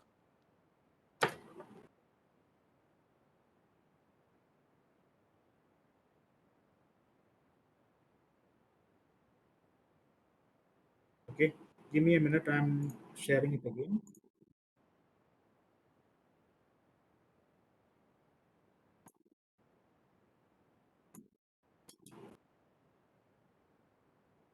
Is it okay now? No, sir. You can go ahead with this. No problem. Oh, you're not able to see it in the slide share mode. Okay, I have made it into. Let me try once more. Okay? There is a small option in the right hand side, lower right hand side, to make a full screen. No, so Babulaj, try and share the whole screen. Yeah, this is good. It's good. Yes, yes, sir. Continue. Yes, Okay, sir. okay. So let us start it off. Yeah. So thank you for the organizers and thank you for the insightful discussion that is happening. Right. It's quite quite nice to have these discussions and it is really insightful. So I'm working as a customer solution architect for Nokia Enterprise, and I have been working in multiple type of verticals, including energy. And today I will try to take you through the vision that Nokia has, right, about the future of the utilities. When 5G comes in and when other new technologies also come in, how does the utility and smart city area move ahead, right? What will happen there? What are the new avenues that they have? How will they move into the new age? And what are the different new areas of business that they can get into, right? So already a slight part has been touched by Ashok and others. Ashok sir touched, and we also had Amit touching on wireless over wire. So let us see what happens, right? So this slide is from Nokia Bell Labs, right? So Bell Labs is our guiding light, and this shows you what is the value creation that will happen in the energy economy in the coming days, right?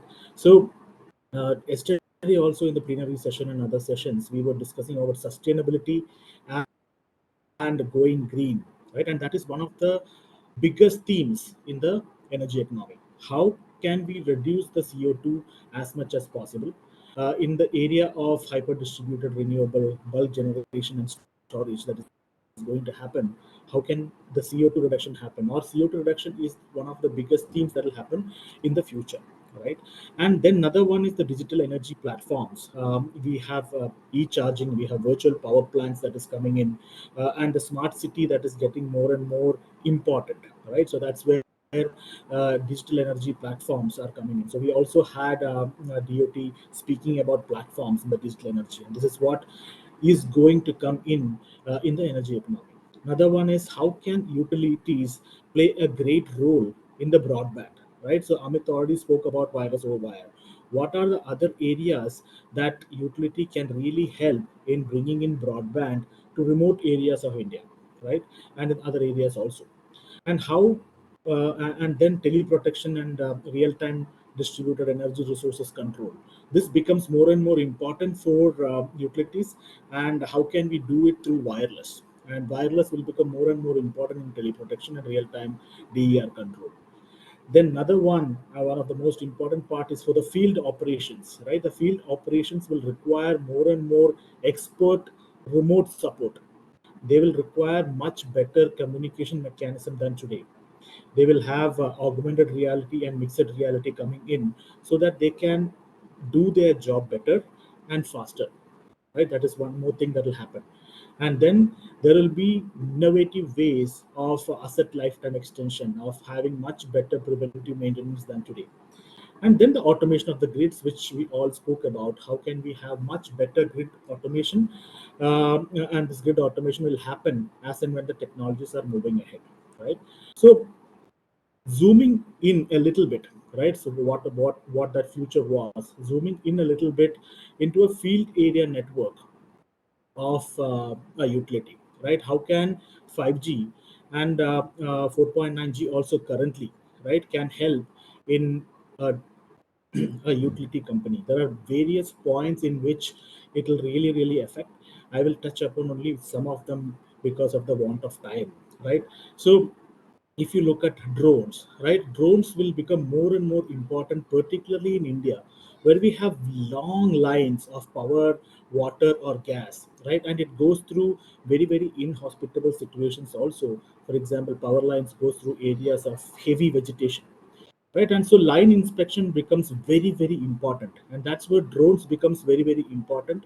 And today we have regulatory issues and also spectrum issues, right? So we don't have spectrum available, and we don't, the regulations also don't allow it very much. But once the spectrum is getting available, once the 5G is coming in, this will be one of the areas that can really help utilities to make sure that they can reduce their disruptions as much as possible, right? That is one part. Then I will take up the distributed energy resources, right? This is also becoming a reality already today. Each and every house rooftops are becoming an energy creation power plant, right? And you have micro grids, you have mini grids, you have virtual power plants, right? You have much distributed energy distribution than today, and much distributed storage of energy than today. And the utilities should be ready to make sure that this is integrated into their grid. And that's where the distributed nature of 5G and the dense network of 5G will help in making sure that these kind of distributed generation and distributed storage can be assimilated into the grid, right? That is one thing. And one more topic that I want to take up is the EV charging. We know that how gung-ho our Indian government is on EV, right? So we will have much more EVs that are coming up, electric vehicles that are coming up, and the chargings will become a challenge for our utility providers, right? So the peak times will change from what it is today, and how this should be handled also will become a very big uh, thought for the utilities. And then we'll have V2G, that is grid managed batteries, where this can the power from the batteries of the EVs can be given back to the grid, right? So how can this be handled, and how can this be controlled over a wireless network? That is also a problem or challenge that 5G can ultimately solve. The other areas are there. There are a lot more areas that 5G and 4G can actually make a lot of difference. On the right, you can see what are they, right? So it can help in better monitoring, controlling, and protecting the grid. It will help in integrating the renewables. I spoke about this. It will help about in extracting much more value of the assets, and make sure that the preventive maintenance can be done in a much better way, right? And it will make the workspace safer and more efficient by bringing in much better communication for the field workforce, right? And it will enable business models, new business models, which I will speak in a separate slide itself, which requires a little more in-depth discussion, right? So going ahead, so what are we doing? So Nokia is also working with 5G along with ABB and VTT to see how 5G can help in smart grid protection, right? And we have understood that 5G will help in improving the flexibility, reliability, response time, and cost savings of power grid, right? So it is, we have found that 5G is a very good technology for wider integration of renewable energy resources like distributed power plants, distributed solar plants, and distributed wind power plants. It is a very good technology to make sure that such kind of renewable energy is connected to the grid, right? So that is what we are doing from our side. And we have also found that from a utility point of view, right, these applications are very well suited for 5G, right? Today, we know that the teleprotection and tele interlockings are done through fiber because it needs a very stringent latency requirement of less than 10 millisecond to 20 millisecond, which cannot be satisfied by any of the wireless technologies out there today. So that's where 5G with URLLC will become a real player to make sure that teleprotection and tele interlockings can also be done over wireless, which will give the utilities a huge flexibility of for their networking, right? So that is what will happen. And then the others like the SCADA control, the video surveillance with its higher bandwidth requirement, and the metering and diagnostics, which was already spoken, will all be covered through 5G. So this wireless technology of 5G will really help the utilities to move towards a very flexible and robust wireless technology to support many of their operational uh, needs, right? So that is where 5G will become very important for utilities, and we are at the cusp of that, right? So we are at the cusp of having 5G for India, and how the spectrum will play out and how the utilities will get the spectrums is still to be known. But this 5G will become a game changer for utilities for sure. Yeah. And this is my last slide, speaking about what are the new businesses that utilities can bring in with this new 5G and better fiber technology that they are going to have, right? So they have stagnated regular revenues that is happening, but the power of 5G will help them in bridging that gap by having new services that they can deliver to, for example, to the smart cities. So this is where the marriage of smart utilities and smart cities will happen, right? Smart cities have a lot of requirement like waste management, water management, city Wi-Fi, smart lighting, and etc. And the smart utilities have lot of assets with them, right? They have a lot of fiber, they have they have infrastructure like poles, towers, which can be reutilized for smart lighting and city Wi-Fi. They can they can give the fiber for sharing. They can share the fiber with the smart cities to make sure that that also can give them a extra revenue. They can also give this for 5G and LTE small cell kind of a installation, right? So that is where smart city and smart utilities will converge, right? And again, we spoke about mid mile. So mid mile again, with the kind of fiber infrastructure that utilities are going to have to support 5G, they can easily share this fiber with the TSPs, right? With the operators that are there to make sure that they are getting revenue out of it, and the remote areas of India are covered. They can also play a neutral host kind of a play to make sure that they can give connectivity, wireless connectivity in the remote areas, right? So that is another one that will come in. So this is and another one, a very important one, is that this utilities will have a horizontal IoT platform, right? So they surely should have it because they have so much sensors to connect. They have a lot of IoT devices to connect and get value out of it. They can even use that horizontal IoT platform to be shared, made it multi-tenanted, and give it to, for example, for smart cities, and share the integrated operation center also with smart cities if required, right? So these are all different avenues that can open up when these new technologies are being adopted by uh, the smart utilities that is going to be in the future. And this is not this is just the start. This continues. When the innovation continues, such kind of new areas and avenues of revenues will come for utilities in the coming days also, right? So in a nutshell, basically this 5G is going to change the face of the utilities, the face of the smart cities, and utilities will also have a lot of new avenues for generating revenue. Yeah, that's where I would like to stop myself. If there are any questions, I will take it. Thank you. Thank you, Mr. Baburaj, and for a very informative discussion on the works carried out by Nokia. Now I request Mr. Sanjeev Rana. Are you there, Mr. Rana? Yes, sir, I am there. Let me Okay, share. have you been able to fix up the issues? Yes, sir. Yes, sir. Okay, thank you then. Go ahead. Okay.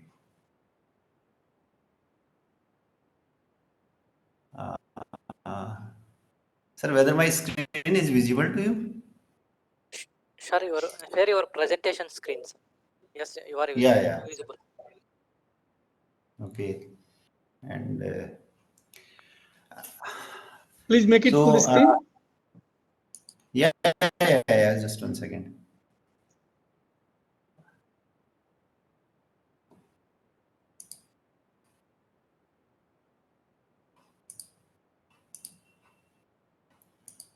I hope my presentation is visible, sir. Yes, sir. Yeah, okay. Make it slideshow mode. Okay.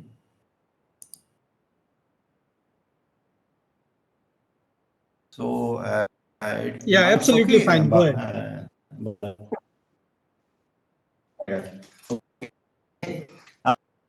Good evening, respected panel members. And I would like to thank ISGF for giving this opportunity. And Mr. Rana, I would suggest you to kindly switch off the video because your voice is cracking. He has very well covered the use cases.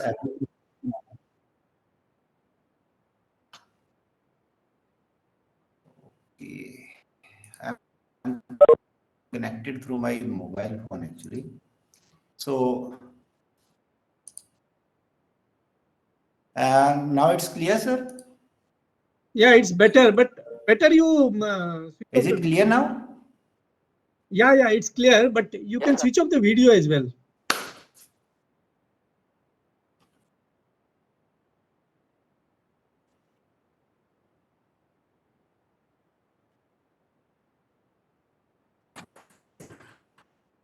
Please go ahead.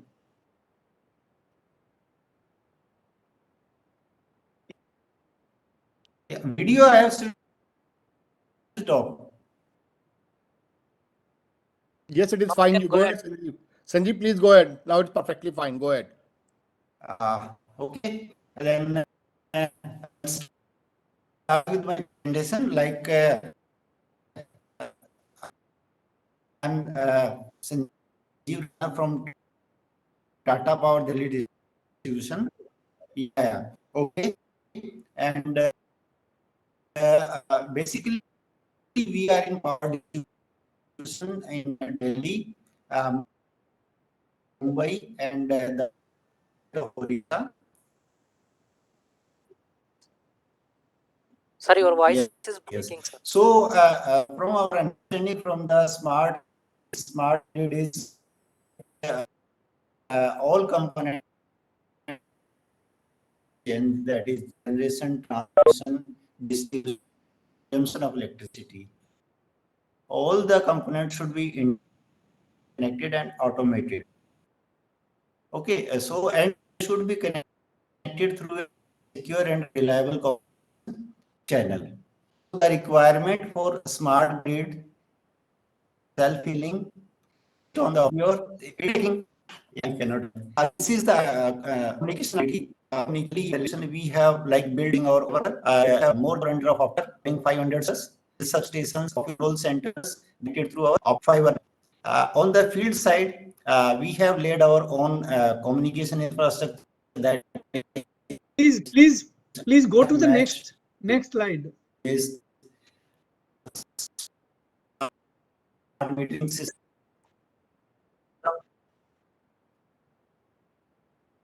Sir, I will share your presentation. So you and optimization of okay.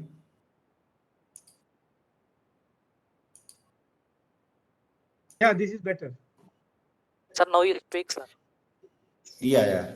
So this is about the architecture of the utility, communication architecture of the utilities, where we have this wide area network and field area network. As you can see, there are different technologies for the wide area network. Generally, in utilities like in Delhi and Mumbai, we have created our own wide area network using optical fiber network. And for field area network, we are using different technologies like RF mesh operating in 865, 867 megahertz. Then we are using NB-IoT technologies. Then we are using other cellular technologies, 4G and all. So we are using a mix of technologies to cater the requirements of different applications. Next slide.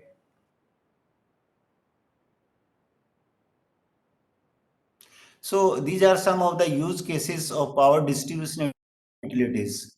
First is the automation and optimization of grids for operational efficiency.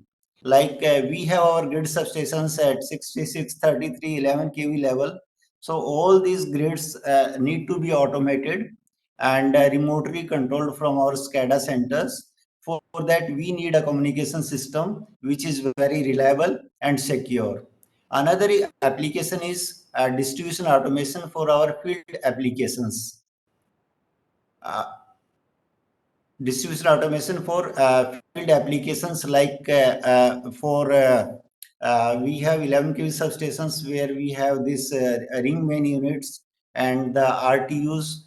So controlling of those ring main units, fault passage indicators and other field devices, we need to have a distribution automation in place. Then we have this mission critical services like sub-transmission protection. So we have this distance relays and different current differential relays. So for isolating or for protection of the sub-transmission, we need to have a communication system which has got a very low latency. Another is field work safety and efficiency. For this field work safety and efficiency, we need, like we have field for force automation, where we need a communication system where we can have a like real-time access to the applications hosted in either in cloud or in our data center. Another requirement is for backhaul for non-OFC networks. See, like in Delhi and Mumbai, it is okay. We have this optical fiber network, but in Odisha, where we do not have any like optical fiber network, because it's such a widespread area, laying optical fiber or leasing from telecom service provider is a challenge. So we need a communication media like 5G, which can be used as a backhaul for the non-OFC networks. Then we would be like creating a private wireless 5G network. So creating our 5G LAN network. And similarly, since our grid substations are unmanned, they are at remote locations. So we need to have a communication infrastructure for a remote monitoring, remote inspection. That is cyber and physical security of our grid substations and our assets. And last and the most important is we need a communication infrastructure where we can give a real-time visibility of our like power scenario to our consumers, where we can give them like for example time of day billing, real-time pricing. Then we give them an enable like real-time consumption. And similarly, we give them an empowerment for creating this demand response situation where they can participate whenever there is a grid stress, and accordingly they can be like incentivized. So all these applications, they need a very reliable, robust, and secure communication system. We are actually suffering from the communication point of view for successful deployment of or successful implementation of these use cases. Next slide. These are the different applications like ADMS, Advanced Distribution Management System. That is our SCADA system for remote monitoring and control of grid substations.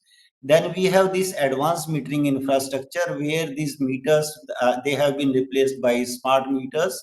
Then we have this integrated security solutions, then DERs, distributed energy resources, electric vehicles, and other applications. Baburaj has very beautifully covered all these application requirements. So these applications, some of the applications, they need a very low latency, like line differential relays, and some of the applications, they need a very high bandwidth, like integrated security solutions, and some of the applications like SCADA, which need a very reliable network. And of course, when it is an integrated communication network, all these technologies should be interoperable. So the efficiency and reliability of any power grid substation, any power utility, it depends on the choice of the communication technology. And if you see under smart grid scenario, this communication technology, it is basically the nervous system of this smart grid. So if you have chosen the right technology, right communication technology, definitely you can sustain these applications. Otherwise, sustenance is always a challenge. Next slide. This slide has been covered by Mr. Ashok Kumar beautifully. Like there are certain key attributes of 5G and attributes like software-defined networking, network slicing, network virtualization. These are some of the features of the 5G which make it suitable for deployment of various IT/OT applications in power transmission and distribution. Next slide.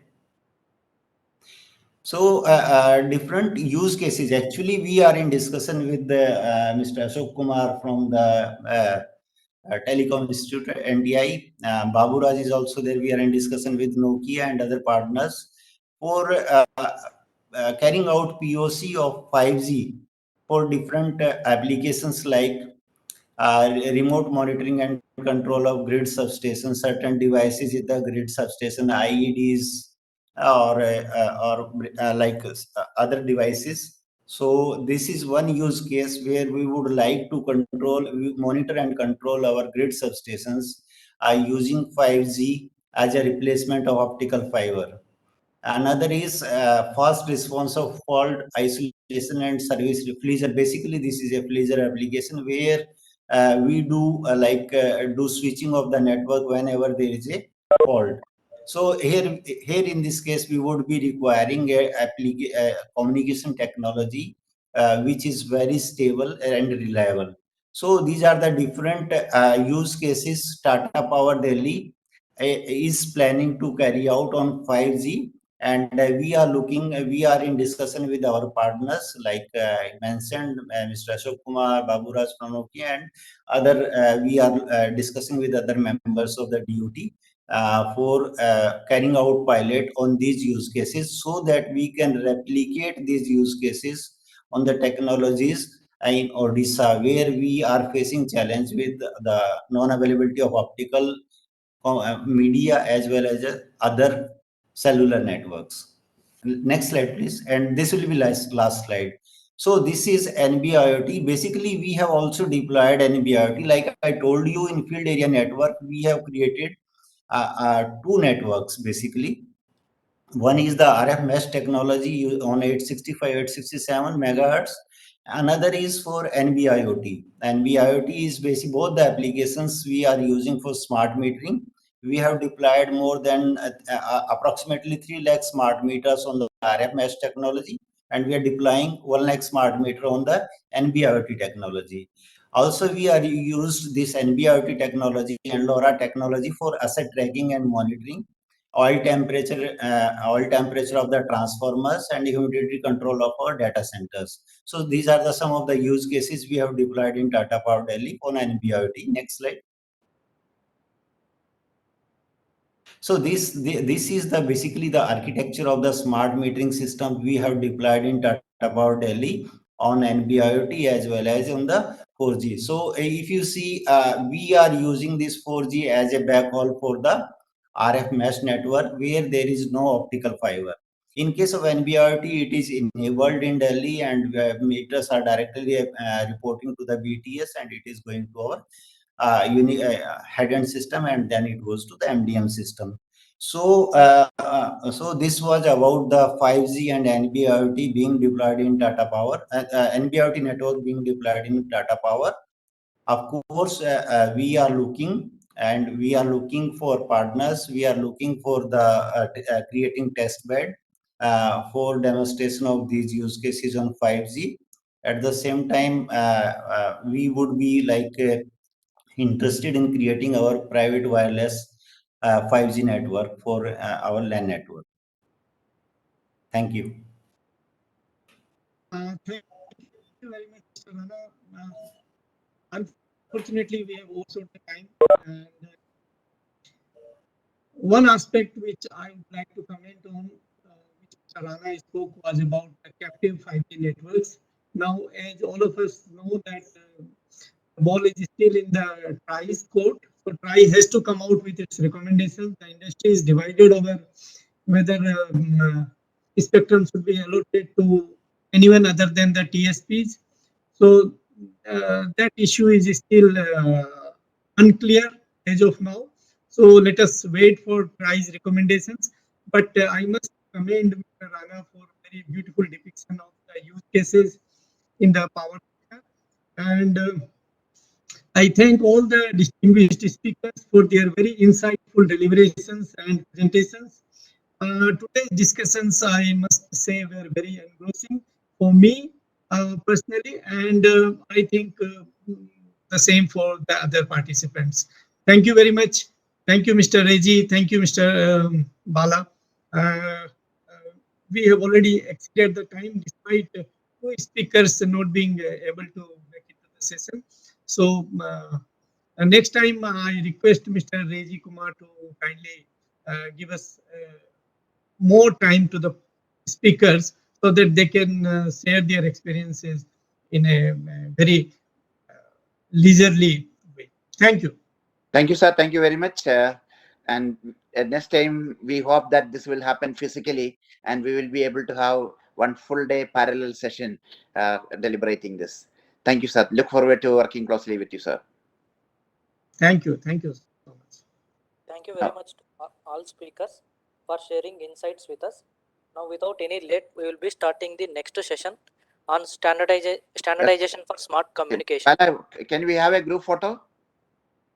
Yes, sir. Requesting all panelists to please switch on the camera. Switch on the camera.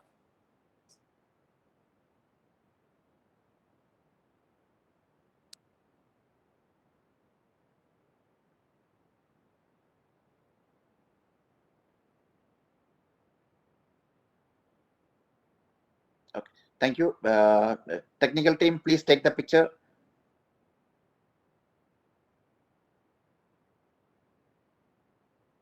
Thank you. Thank you, sir.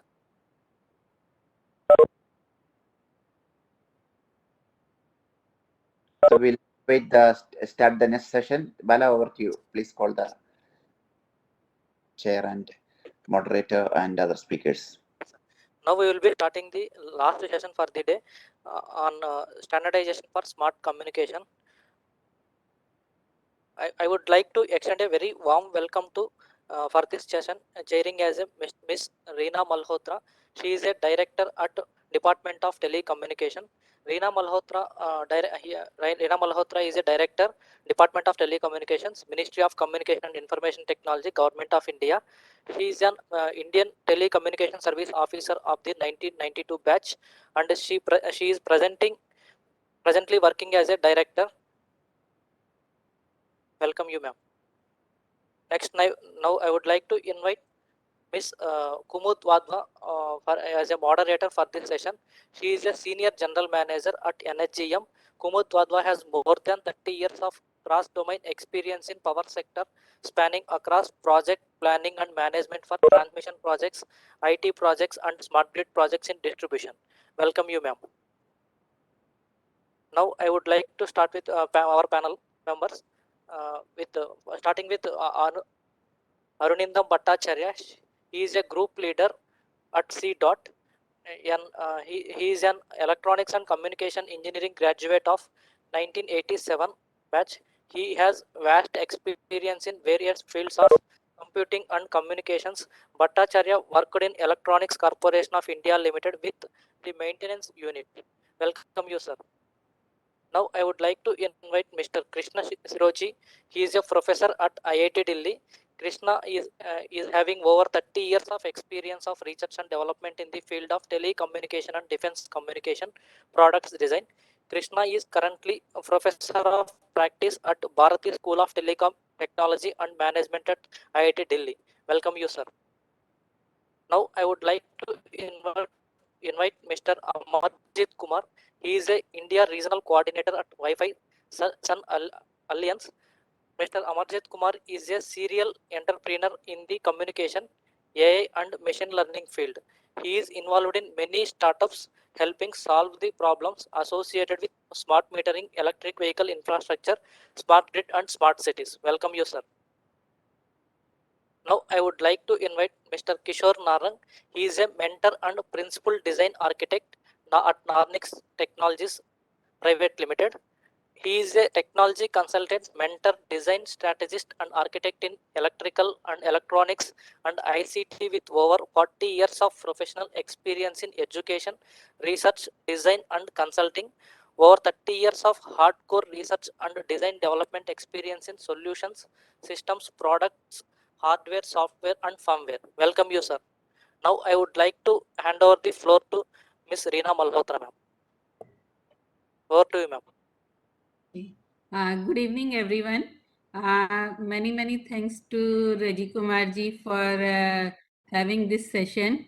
We have a long partnership with ISGF. We started working around 8-9 years back with IPv6. That IPv6 shall be mandated in power sector. From that point, we started with M2M and had lot of interaction at different stages. The topic is today standardization, and standardization is not only in technology, standardization is in terms of policies also. So even if we adopt best technical standards, if we don't adopt standard policies, the deployment will not be very successful. So focusing on policy side, from the communication side, what policies should be adopted, DOT has worked a lot in that domain, and we have come up with lot of policies. Just to brief, we started with M2M in 2014 with release of roadmap. After that, we started on how to do KYC of the devices which have fitted SIMs like in smart meters and all, and issued guidelines on KYC, which also talked about what kind of security features are to be built so that misuse is not there, and it will not be possible that the SIM is taken out of the meter and lineman is using it and meter is not a smart meter. So that the standardization of policies helps in that direction also. Apart from that, we allowed integrate eSIMs to be used in the network. So device meters can have pre-fitted eSIMs which can be configured with any TSP. Apart from that, we released 13-digit numbering, which has to be exclusively used in all IoT devices. So today, all smart meter which have SIM should have 13-digit numbers in that. Apart from that, we have made one interim standards as national standards. TEC has done that job. So adoption of standards, this is first time where national standards has been announced by DOT for government in terms of IoT national standards. So that is also a big step towards standardizations. And apart from recently, we have announced 1 megahertz.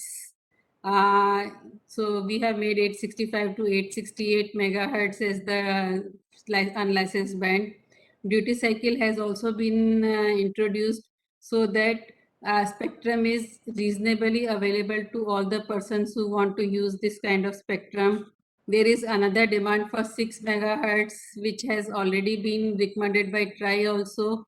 DOT has taken up with the Ministry of Defense to release that spectrum because most of the global deployments are in that band. So chipset and everything is readily available. So we are trying hard to get from that place. If that not works out, there will be alternatives which will be made available, but definitely DOT is working positively in that direction. And recently we have announced UL M2M license and M2M service provider registration. So that is also a step towards defining broad term skeleton, how communication guidelines should fit in terms of security. If security breach happen, how to take care of the things. In terms of national security, involvement of security agencies, how that will happen. So all those are also equally important aspects which are not commonly understood, but through these registrations and licensing, we are also put all these things in place. And recently, DOT has also announced through the budget session that 5% of the USO fund will be available for R&D. So it is not that DOT is only doing policing kind of things. We are also supporting industry with the funding, especially in rural area, to bring out products and technology to give provide communication services. And I think utilities are best placed because they have power lines in all the villages. So wherever there is not proper communication setup, through these power lines, some kind of communication can be extended. And in the previous session, Baburaj from Nokia has given some kind of thought processes. So these are the things what DOT has done. Apart from that, on the standard side, in my opinion, power industry is heavily standardized. So innovation space is very less.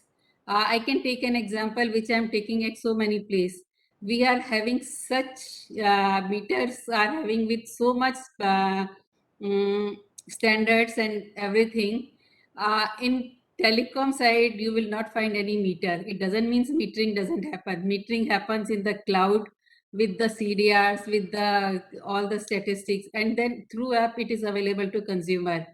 So if we make meter simple, maybe we can club them to have some kind of broadband CPE kind of meter which gives a broadband at home. At the same time, metering is being taken care by that, and then we have flexibility to remove these kind of meters. So somewhere at some places standardization need to be reduced. At some places there may be, for the upcoming technology, it is required. So a complete reworking of the thought and reworking of the thoughts is required. And if we want to bring innovation and multiple services, the flexibility need to be given, especially at the consumer end. So that is something which requires a thought. And with this kind of thought things, I will keep open this session to other speakers to share their comments, share their observations also. So over to Kumud madam, if you can take it forward. Thank you, Rinaji, for your constant support. Thank you, Raji.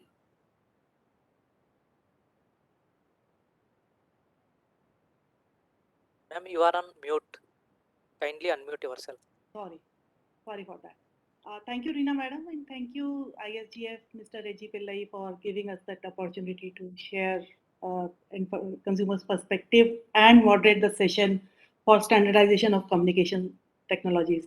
As Reena madam has rightly pointed out, that standardization and innovation are to be managed together in a very balanced manner. Whenever there is an innovation, it will either lead to some incremental changes in the existing standard to solve some challenges, or it will be an altogether disruptive technology innovation that has happened, which leads to development of new standards, so that that new innovation or new technology can be can move up the technology readiness level after doing some pilots and all, we can really market that technology based on the standards that are there. So for scalability, we need standardization. For interoperability, we need standardization. For backward compatibility, we need standardization. And based on the previous speakers, we find that communication domain is one such domain where technology innovations are happening at a very fast pace. So every day we get to know that the technology has changed, a new version of, say, technology has arrived in the market. So how to handle that backward compatibility and how to ensure that the performance of the new technology is meeting the user expectation or user requirements. So those are the challenges that end users are facing many times. So I would like to hear from our eminent speakers their perspective about standardization and the challenges that standardization is going to address, and the way we can really test and ensure that the performance levels are met by the standardization efforts that we are going to deliver in the near future for innovative solutions. And also interoperability and backward compatibility are something which are required. So with these thoughts, I would invite Mr. Arindamji for sharing his views about standardization and developments in the domain. Yeah, thank you, Kumudji, for giving me this opportunity. And at the outset, I must, express my gratitude to the organizers, especially Mr. Reji Pillai, to give me an opportunity to speak amongst the August speakers. And thank you, Reena ji. I think Toshniwal ji is also there. So good evening, sir. And all my fellow colleagues, panel members, Sirohi ji, Narang ji, Amarjeet, right, and others. So perhaps, this is an audience who have been in my journey of standardization efforts that we started, embarked on since way back in 2014. So that time in IoT or M2M, that time it was more known as M2M, machine-to-machine communication.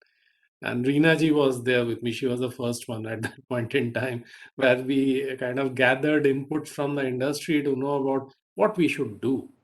And from that point till today, a lot of thing has happened. We have crossed many milestones, so to say. So to answer Kumudji's question, standardization, yes, she's apt. Standardization is a must in each field. Now, once we talk about IoT, which is now kind of changing the dynamics of the entire world, in which the smart utilities are also not untouched. So in that scenario, nobody can agree less on the standardization aspect. So first and foremost, the standardization has to be thought in terms of encompassing what is present and also have a view on what is going to come in the future. So talking about innovations, it should accommodate innovations, what are going to come.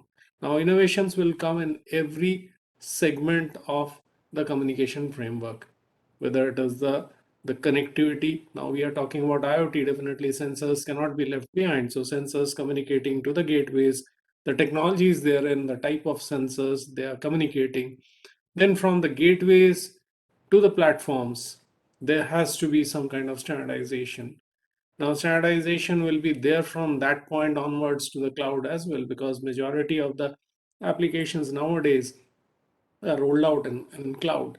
So every step that we take towards future, there has to be a thought that how that future will be shaped by the current scheme of things that we think about. And that is where 1M2M is proving to be a very sustainable kind of a solution, a standard which is going to be there. More so because it is a horizontal platform. Somebody just spoke about it in the previous panel discussion, that we need a horizontal system as against a vertical system. So there have been efforts of standardization, but at that point in time, the standardization was thought only in that aspect of a vertical solution. So one solution from bottom to top, and the thoughts were around standardizing aspects. Now, once we talk about horizontal framework, it tries to encompass all. And that is where the challenge comes, that you have to encompass all technologies, you have to encompass what is going to come in the future, you have to think about the innovative means that are going to be there in every aspect of the use cases. So in the utilities sector, we have smart metering, we have smart grid monitoring, we have other innovative solutions with the respect of applications that are going to come by, how all of them can be encompassed. So that is where 1M2M is proving to be an answer to all of them. And this is not just on a theoretical basis on paper. The same is now taking shape in the form of actual implementations. Korea had taken the lead, so Korea had done a lot of implementation in that country. The Korea Electric Power Corporation, which is called KEPCO, and that's a public corporation for national electric power supply in South Korea. So that offers commercial IoT services. Now imagine a utility service provider is providing IoT services, and that services is provided over 1M2M certified platform. So what they do is they do electric power monitoring system. Now that has been deployed in multiple cities in Daegu, Gwangju, Ansan, Daejeon, and also a city called Uijeon. I don't know how to pronounce it, Uijeongbu. It's pronounced like that. And then another city called Naju, where the transmission towers are fitted with sensors. So they have fitted sensors on power equipments like transformers, switches, insulators, and they are monitoring various parameters. Like for example, they are monitoring sensors. The switch sensors are monitoring reports like vibration, the slope, the external temperature, telluric current, ultrasonic waves to the, and all of them are sent to the IoT platform, which is 1M2M compliant IoT platform. And at the back end of it, they do data analysis and prediction, and thereby they are able to lower the maintenance cost of the deployed equipment. So in terrains which are difficult to reach, they are monitoring the transmission towers, which is guaranteeing that the transmission towers are up and running. So these are the implementations which are there, and they have been running since 2017-18. So imagine almost 5 years, and they are growing day by day. They are growing. So such implementations are now practical implementations which are happening. So this is something that I know of. That is why I said similar applications have been there. I'm talking only about the utility sector. They are happening in Italy. They are happening in UK. They are happening in other European countries. America, I'm not aware what has been happening, but I'm told a lot of that is happening. So that is my initial talk. We are one of the largest contributors to this standard, 1M2M standard, not only in India. India, we are perhaps leading the thing, but in the globe, we are one of the top 5 contributors to this particular standard. Proudly say that. So I rest my talk right now. Will be there in the panel discussion. Thank you once again for giving me this opportunity. Thank you, Arindamji. It was nice to hear that we are in the top 5 contributors globally as well while preparing this 1M2M standard. Now I would request Mr. Krishna Sirohi from IIT Delhi to share his perspectives and his work in the domain.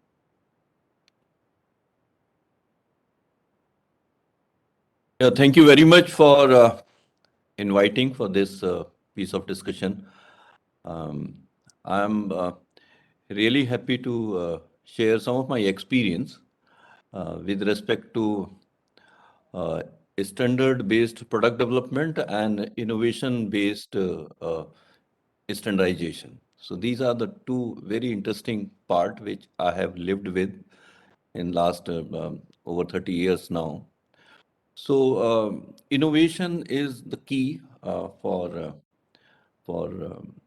any society or economic aspects of the society. And why to do do the innovation. So this is something which we have experienced.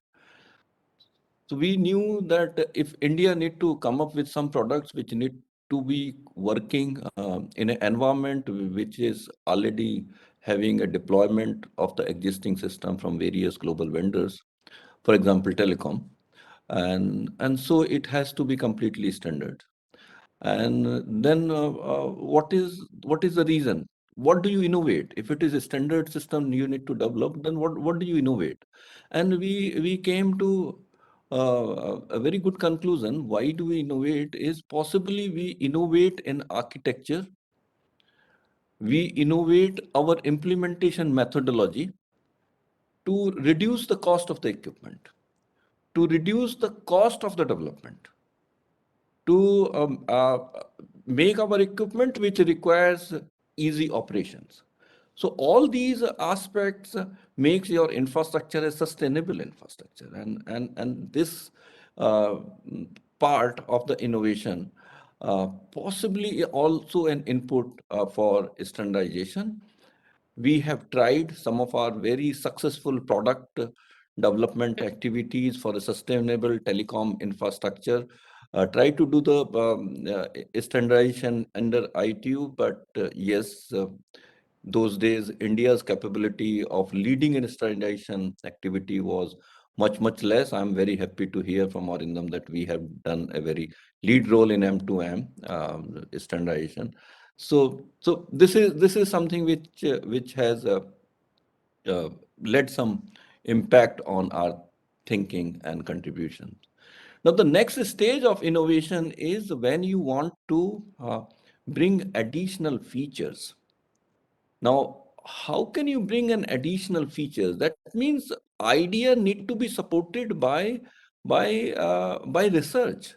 And that's where the academic institutions and my current role at IIT Delhi is that if we can create a suitable structure where product can be architected with available technology building blocks and also with some enhanced building blocks, and these enhanced building blocks should come as an outcome of the research, and you can architect your system in such a way that the moment the research outcome is established, you will be able to integrate into the system and you have an enhanced capability systems, and this system is certainly ahead of a state of art.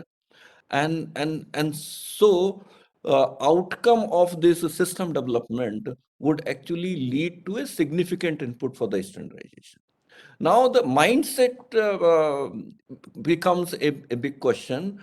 Normally the people in the decision making are the one who have not seen any such big success in their life that people can think of developing solutions ahead of a state of art, which is extremely better compared to the other systems available worldwide, and people don't take such initiatives very seriously. But I don't think there is any other substitute but to encourage such initiatives and let people do the right experimentation and efforts to make such systems so that we can establish a lead in standardizations. One of the very successful standardization initiative from India was 5GI.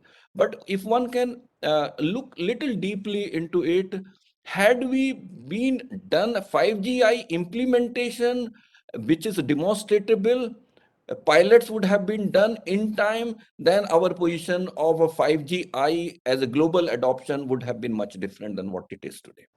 So I give you one example, which is my recent experience at IIT Delhi, that the one team at IIT Delhi Bharati School was doing research on sustainability of energy, and this research had application of AI and ML techniques when it is implemented into an IoT systems, and we found some of the significant capability enhancement of this system when it was implemented as a deployable system. And the kind of advantage, sometimes it is difficult to visualize that energy consumption of that product which was realized in IIT Delhi is the energy consumption is 1 by 100 to the nearest competition.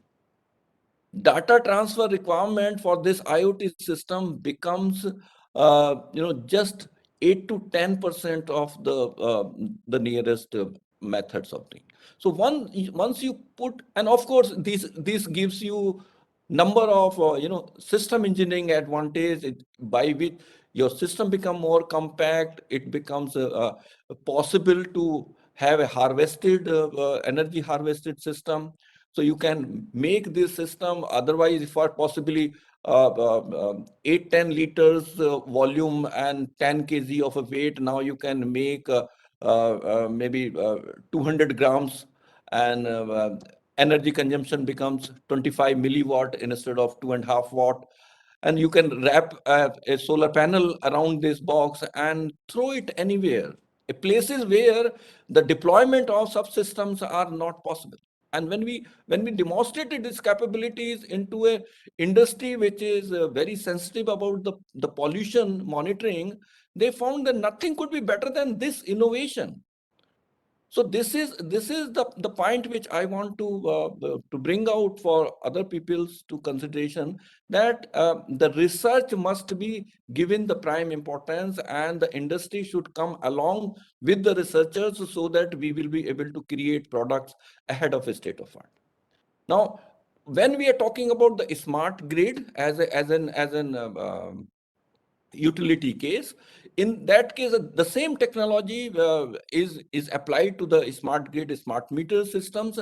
And in summary, if I say that there are multiple use cases where NB-IoT does not become a suitable communication technique because of it has a limitation on the supported data rate, and it has a limitation on the latency. So if you apply such techniques which have been coming out from the research of IIT Delhi, the data rate becomes so less that NB-IoT becomes feasible.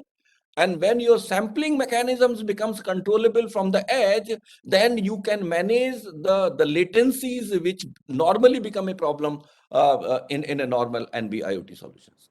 Now, if you can achieve this, then the kind of advantage that the smart grid, which we are actually working with a program on grid mission and IntelliSmart as a mechanism to do a next generation smart grid specifications and creating a solutions to meet that. And this is found that today is the way the smart grid in India have been done, that once in a day you are picking up a data from the meters. And this is not a smart grid. This is only a connected grid. Unless until the real-time information reaches to the central place and they are analyzed, and there's a collaboration between the controller and the consumer, then it's not at all a smart grid. So unless we do such kind of an system implementation and the pilots, I think we are lacking. So to create some such mechanism, what is most important part is the testing infrastructure which we need in our either companies who are developing solutions or the institutions like IIT. We are doing the research on that. If we put a test bench of a 5G, and the test bench is created from the vendors like Ericsson, Nokia, and these places, what you can do, you can only test your end solutions. But if you want to innovate something to enhance the capability of the device, you need a corresponding change to incorporate into network infrastructure. And the equipment which you buy to set up this test bench from the standard OEMs, they don't allow you to touch anything within these functionalities. So to carry out any innovation and research which will give you an opportunity to create solutions ahead of a state of art, you need to have open test bench infrastructure. That means you should have a capability to change any portion of the network functionality. Now, any change of network functionality is a too big a task. If you are putting a 5G network as a test bench, you will have a minimum 2 million lines of code, which will be giving an end-to-end functionality for a 5G test network. So that means, and this task, the modification of any of those functionality to replace by a new research building blocks is a tough task. So that means you need to have industry coming along with the research, and so that this infrastructure is made suitable. And then when you have a capacity to creating the changes in the standard 5G system, for example, then you will have a capacity to develop these systems which is ahead of the state of art. So this is something which we have to find a method to systematize that what is the kind of infrastructure is needed, and so that our startups which are there, these startups should come along and utilize this infrastructure which is open infrastructure. So maybe they may not be interested in developing an enhanced capability building blocks. Maybe the researchers are developing those enhanced capability building blocks, but the product development organization, maybe CDOT could be one of those product development interested organization. If collaborate with IIT, then you can have a differentiating products coming out from your initiatives. So this is another part I wanted to check. Just to conclude my point, one more important thing is there has to be an attempt for defining a technology roadmap from a communication infrastructure perspective.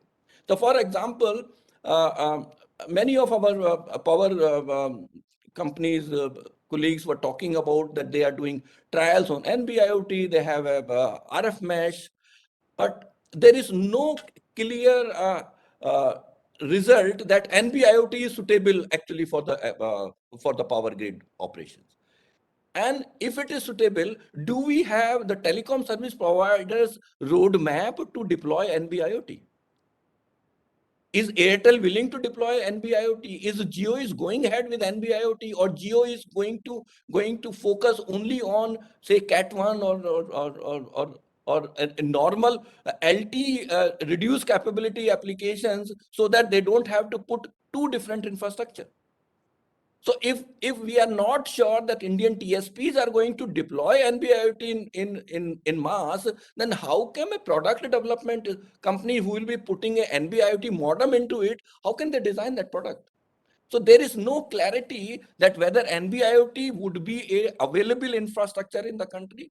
Even if it is this, then do we have a clarity whether NB-IoT infrastructure is actually sustainable and future safe? When the reduced cap of 5G NR will come, I hope the devices will be ready, available for the product within 2 years, then NB-IoT is anyway going to be obsolete. So if NB-IoT is going to be obsolete after 2 years, then what is the fun of developing a solution on NB-IoT today? So we should rather focus on reduced cap of 5G NR, and 5G NR will give you a capability of giving an IoT different characteristics, whether it is a massive connectivity or a ultra low latency or a enhanced broadband. A person from DOT has clearly explained that today's IoT requirement is not one type, but today's IoT requirement is integrated simultaneous IoT requirement of different capabilities of the 5G. So unless until we find a mechanism to define the technology roadmap, and this is a firm, certain, supported by the policy makers, by TSPs, so that it becomes a firm guide for the technology product development community, then only we can think of creating our own Atmanirbhar state at least in this field of the utilization. I'm just throwing these experience and ideas for this discussion. Thank you very much. I would be happy to share some more views later. Thank you, Professor Krishna. And you have really raised some good points, like how do we handle this enhanced capabilities beyond what is available in the standards. So for that, we had requested BIS to invite researchers also in the standard making bodies. I think invite was sent to all IITs. I would request that some of the researcher representatives should also take part in the standardization committees, which are having regular meetings and is led by BIS. So if researchers can participate there, they will know how standards are getting developed, and they will give their right inputs so that innovations can find a place in the standards, or products can be developed in an innovative manner for the Atmanirbhar Bharat. So that is one suggestion. Another point that you have raised is that there should be an open test bench. In fact, from end user perspective also, we are facing that challenge wherein we are not able to really get a certification or confidence that the system will perform the way it is supposed to perform in terms of reliability, in terms of, say, availability. And there is definitely a need for system testing, system level testing. And there are international bodies. ISGAN is one international platform wherein there is a specific work group, or an X5, which is working for the system level testing, what all system level testings are to be done. And Sukumar Mishra ji from IIT Delhi is also one of the expert member nominated there.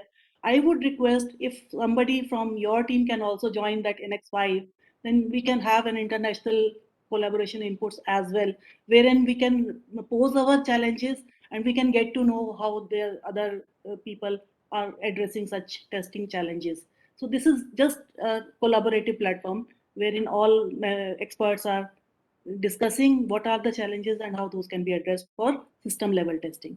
So these are some of the points that I thought I would share. With this, I would request now the next speaker, Mr. Amarjit Kumar from Wyson Alliance, to throw some light on how Wyson Alliance can solve some of the challenges. So good evening, everyone. I would like to start with thanking Reggie and ISGF team, who have been doing extremely well and great job in hosting this year on year. And thanks for inviting me. A small introduction of myself. I basically am part of one small startup, and I am basically associated with IEEE from last, I would say, 15, 20 years now, working on the different standard development. I'm involved in developing different standards within IEEE. Also from past, I think 5-6 years now, involved with BIS in developing some standards, working along with Kishorji here, Arindam and others, developing communication related standards there. So my whole profile is basically communication, different communication technologies. So now what my take on standard, basically standard and interoperability, we always talk, but both are not interchangeable, right? I mean, standard doesn't bring interoperability, whereas without standard, we can't have interoperability. So we cannot have those interchangeable. That's the reason. One of the reason is because the standards always come with a lot of different options, right? And once you implement pick a particular standard and start implementing, you may pick some options, some other may pick some other option, and you end up having non-interoperable products there. When we were talking about this standards and innovation, that led me to some flashback where I remember in 2003 we published the first specification of IEEE 802.15.4, which is now the base of almost most of the IoT related standards, whether it is Zigbee or many of it, right? So when that specification was released, we had only 124 bytes of packet size. It was not IP enabled and things like that. And when people started implementing, innovating, and then we realized that, okay, we need a larger packet, we need IP connectivity. So there was an innovation. People came back to the IEEE telling that, no, this is not being done, because the world, the way things are going, we are talking about IPv6, massive sensor deployment and things like that. So we need to have this physical layer and MAC layer from 15.4 to be able to communicate over IP network. And as you know, the primarily it was the Wi-Fi and Ethernet, which was for the IP devices, right? The MAC and PHY. And 15.4 was a non-IP standard for the sensor networks. Now that's where the birth of 6LoWPAN specification in IETF came. So 6LoWPAN was developed to make sure that the new demand for this particular specification or innovations, what people is trying to do, is done through the standards. So standards upgraded itself. And to support those IP packets, we eventually increase the packet size to 2047 bytes at the physical layer so that you can send one IP frame in one go. You don't have to fragment the packets. So yes, what I see, the way I see this is standards is basically giving you a platform where you can collaborate the like-minded people to innovate new features. And that again goes back to the standards so that that is more usable and accessible to a larger audience. Another example I can give from the same is when we started this Wi-Fi Alliance in 2012, IP connectivity was there for 15.4. But when we looked at the critical infrastructure as a use case, the utility, right? Utility being one of the critical infrastructure use case, one of the key missing piece was the security, because we wanted an enterprise level security, and the way the 15.4 specification, it was not giving a proper framework to allow you to do kind of a EAP TLS or DTLS kind of a TLS DTLS kind of a security, because that is what you need to ensure the enterprise level security to cater, because this is a critical infrastructure, you can't compromise on security. So that's where we went back to IEEE and we said, we need to improve. We need to fix something. There is something missing in the specification which needs to be fixed, and we fixed it. We developed new standards, IEEE 802.8, 10, a lot of other standards we developed, we adopted as an industry standards, and that is how the nature of standard is. So basically you have a use case, there is a problem which is not being solved by any standards, we go back to standards, we fix it, and then it is available for the larger audience. So that is how the standards innovation and interoperability is working. So everything is correlated, interrelated, but everything has to go hand in hand. It can't be that without standard I can't have interoperability. Without one standard we cannot keep innovating on and giving back to the larger audience. So it's a framework which we need to keep improving among us. So that's on one side. The second side, what I see is when we talk about communication, when we started working in BIS, we said we need to harmonize different communication technology, because as someone rightly said, one hat doesn't fit to all the head, right? So one communication technology is not going to solve the problem of all the use cases. Some of the use cases you have for the battery operated devices, somewhere you need a larger data rate, somewhere you need a low latency, somewhere you have different kinds of a use case, and you cannot have one communication technology which is going to solve all the problems. So how do we bring all these different communication technologies at one place and harmonize the things? That's where this vertical standardization and horizontal standardization come into the picture. So the architecture, I think Kishorji will talk more about that. So I will keep very short on that part. So the architecture, what we had was the upper layer has to have a horizontal standard, which is going to be sitting on different communication technology, whereas each communication technology will come as a horizontal, its own specification. So that's how this harmonization is been designed and planned and architected. We have this architecture document already published, so we can anyone can just have a look, and we can always, as it is a standard, we can always improve it if there is something missing. One thing, another thing which I always see missing is any of the requirement or the large project which comes out, the RFPs and things like that, is we always say that, okay, I need 6LoWPAN, I need IPv6, I need so and so specific thing. But does it work like that? I mean, you can have thousands of different options which will just have IPv6 or 6LoWPAN sitting somewhere there. But does it, can you guarantee that all the standards are being followed? The problem is we are not coming up with a system level standard. We are only talking about only some specific layer standard.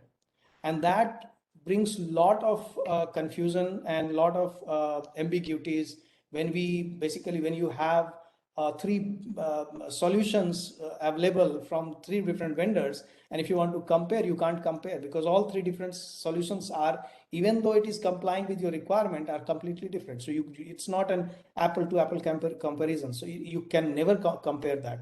So we need to look at the system level specification. And we have done some work in Wyson, in BIS, those places we have worked. We have created within Wyson Alliance, we have created a specification where we have defined specifically for the critical infrastructure, taking care of the requirement in terms of the latency, in terms of the data rate, in terms of security, in terms of reliability of the network, self-healing nature of the network, those aspects, which caters the requirement of any critical infrastructure. And we have come up with a system level specification, and we worked hard for almost like 6-7 years. We found gaps in the standards. We went back to the standard organization like IETF, IEEE and others, and we developed different new standards there just to make sure that all the requirements are being met.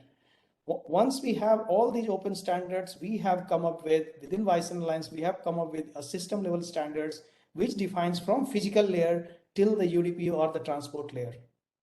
Now, once you have that, we have come up with how do you ensure the interoperability, because anyone taking that standard and trying to implement something may have their own way of interpreting it. And that's where we have the compliance specification, compliance test specification, conformance test specification from the physical layer till the security, whether the PKI are in proper shape, whether the certificates are in proper shape, whether the four-way handshakings are happening or not, key renewals are happening or not from security perspective, whether the mesh network is self-healing or not, if a device is dead, whether the network recovers or not. So all those aspects of testing is taken care there.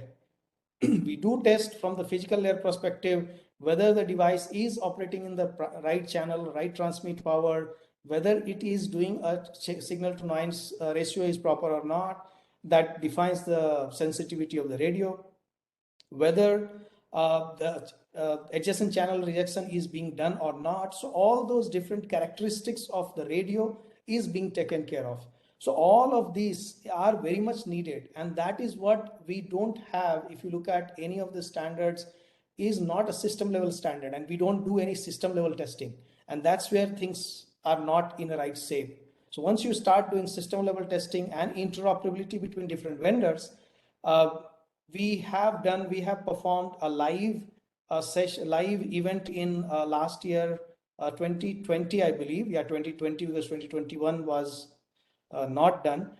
In US, we had 5-6 vendors putting their devices in the open SOA and interoperability. One device is transmitting to other device, other vendors' devices in between, and all those kind of a demonstration to make sure that everything is there. Wyson Alliance, we have more than 100 million devices, which is Wyson compliant, which is deployed and operational as we speak today. So there are different kinds of requirements are there. So whenever we talk about any standards, as Mr. Sirohi was also talking about, that you may not be able to fulfill all the requirement with one technology, right? The NB-IoT example, what he took. So one NB-IoT is a great technology for certain application, but may not be great for some other application. So the key is to understand our requirement. Once we understand our requirement, then only we can pick the right standard to be used. So understanding the requirement is the key. So I think that is all I had from my side. I would talk more if we have any questions. Thank you. Thank you, Mr. Amarjeet. It was a nice suggestion that we should go for system level standards as well. And we should have a standards improvisation as well to solve the challenges which were not addressed earlier. So very useful insights from your side. With this, now I request Mr. Kishore Naran, who is an expert and is member of many standard making bodies, working for smart city standards, working for the standards in IRADe 10 as well, to share his thoughts about the standardization for communication infrastructure. Thank you, Kumudji, and thank you everybody for this interesting opportunity, because the subject is very close to my heart. I've been deeply into standardization for last 10 years, but actually I started understanding the real importance of standardization about 15 years back. So just to set the context before I get deep dive into my thought process, was that as a design engineer, so I've been practicing design engineer as a small independent design house for last 40 plus years.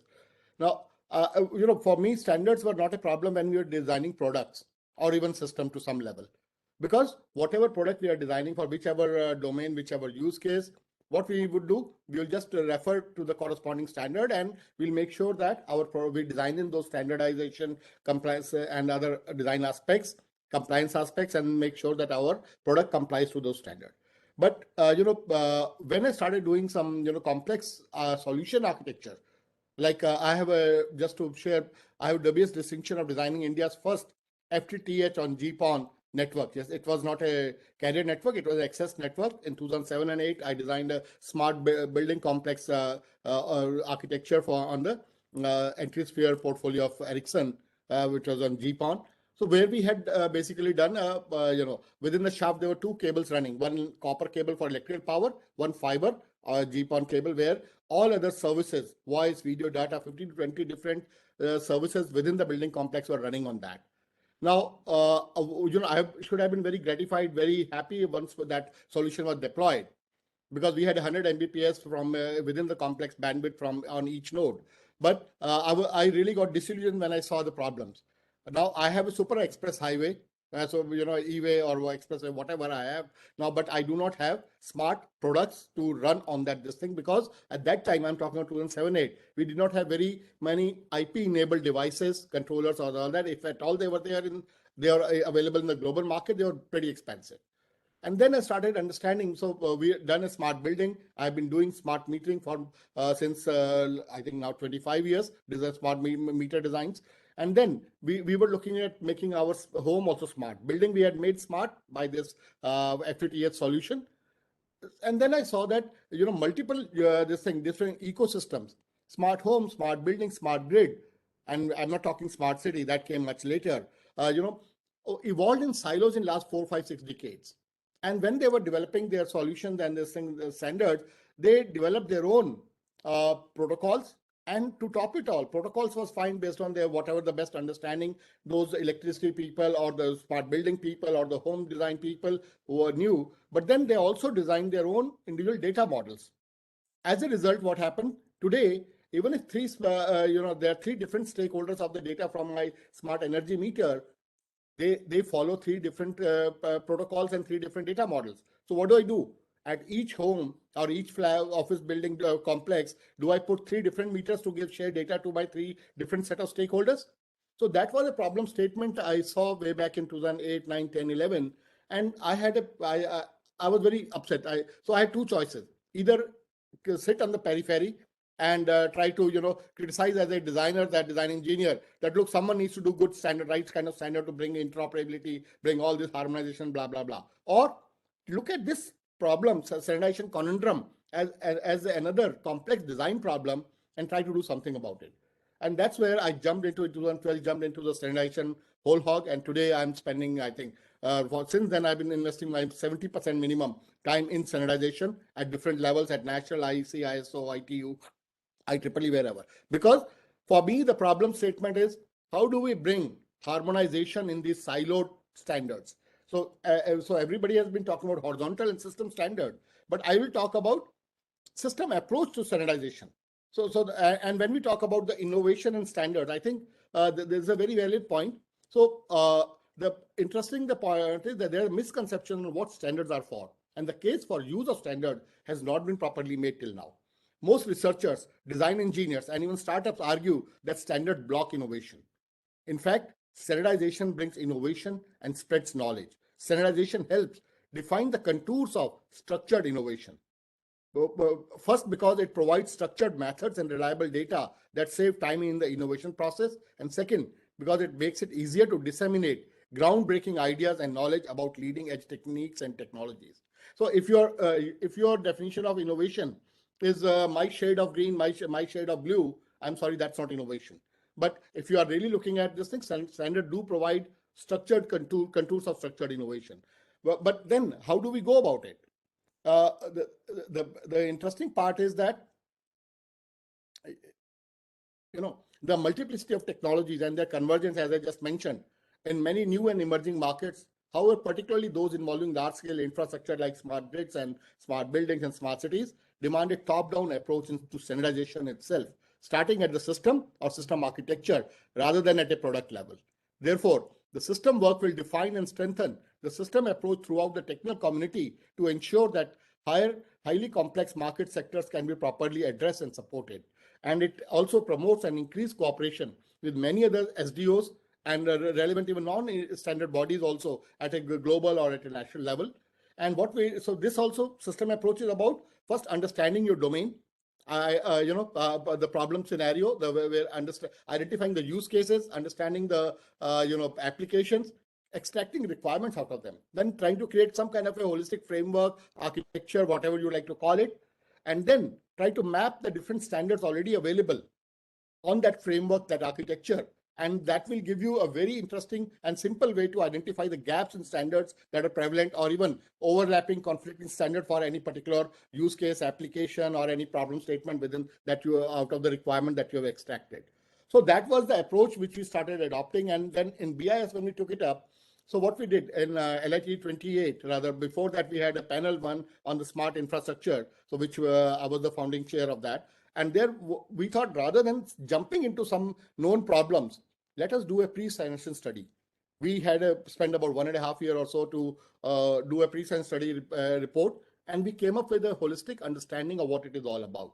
And what we realized that all these different ecosystem, like for example, if we take an example of city, we have 10, 15, 20 different kind of utilities and civic service providers, civic services, citizen services, and they all need today ICT infrastructure to improve their operational efficiency. Now, but for that, what do they have? They have individually, everybody sets up their own ICT infrastructure and network. So what we thought, why can't we have one, if it's a common geographical territory, and we are talking civic infrastructure, civic services, which are controlled. I'm not talking about enterprise or consumer or only limited building centric use cases, but civic infrastructure across a particular well-defined geographical territory. Why can't I have one common unified digital infrastructure, which all the utilities, all the civic service providers could leverage that? And we worked on that, and we saw that it could be done. But then, and then we also realized that at the IT level, at the cloud level today, you can say there's a lot of frameworks for a common platforms and all that. That practice and approach has been already adopted, and you can even stabilize and mature in the IT ecosystem. But we needed something below that. And I think that's where at the cloud and at the edge of the cloud, you can say, or at the edge of the infrastructure, I think 1M2M provided us a very interesting horizontal platform, as I think Arindam has very well mentioned. So we looked at that as a horizontal layer, a common service layer before we get down to the IT layer of the data processing, data inferencing, analytics, and all that. But now we also realize, even within 1M2M, though it provides very interesting standardization in the common service functions. Earlier they had 12, now they have 14, 15, and ever growing for common service function. We realize even 1M2M does not address the southbound problem. It exposes standardized APIs for the upper layers.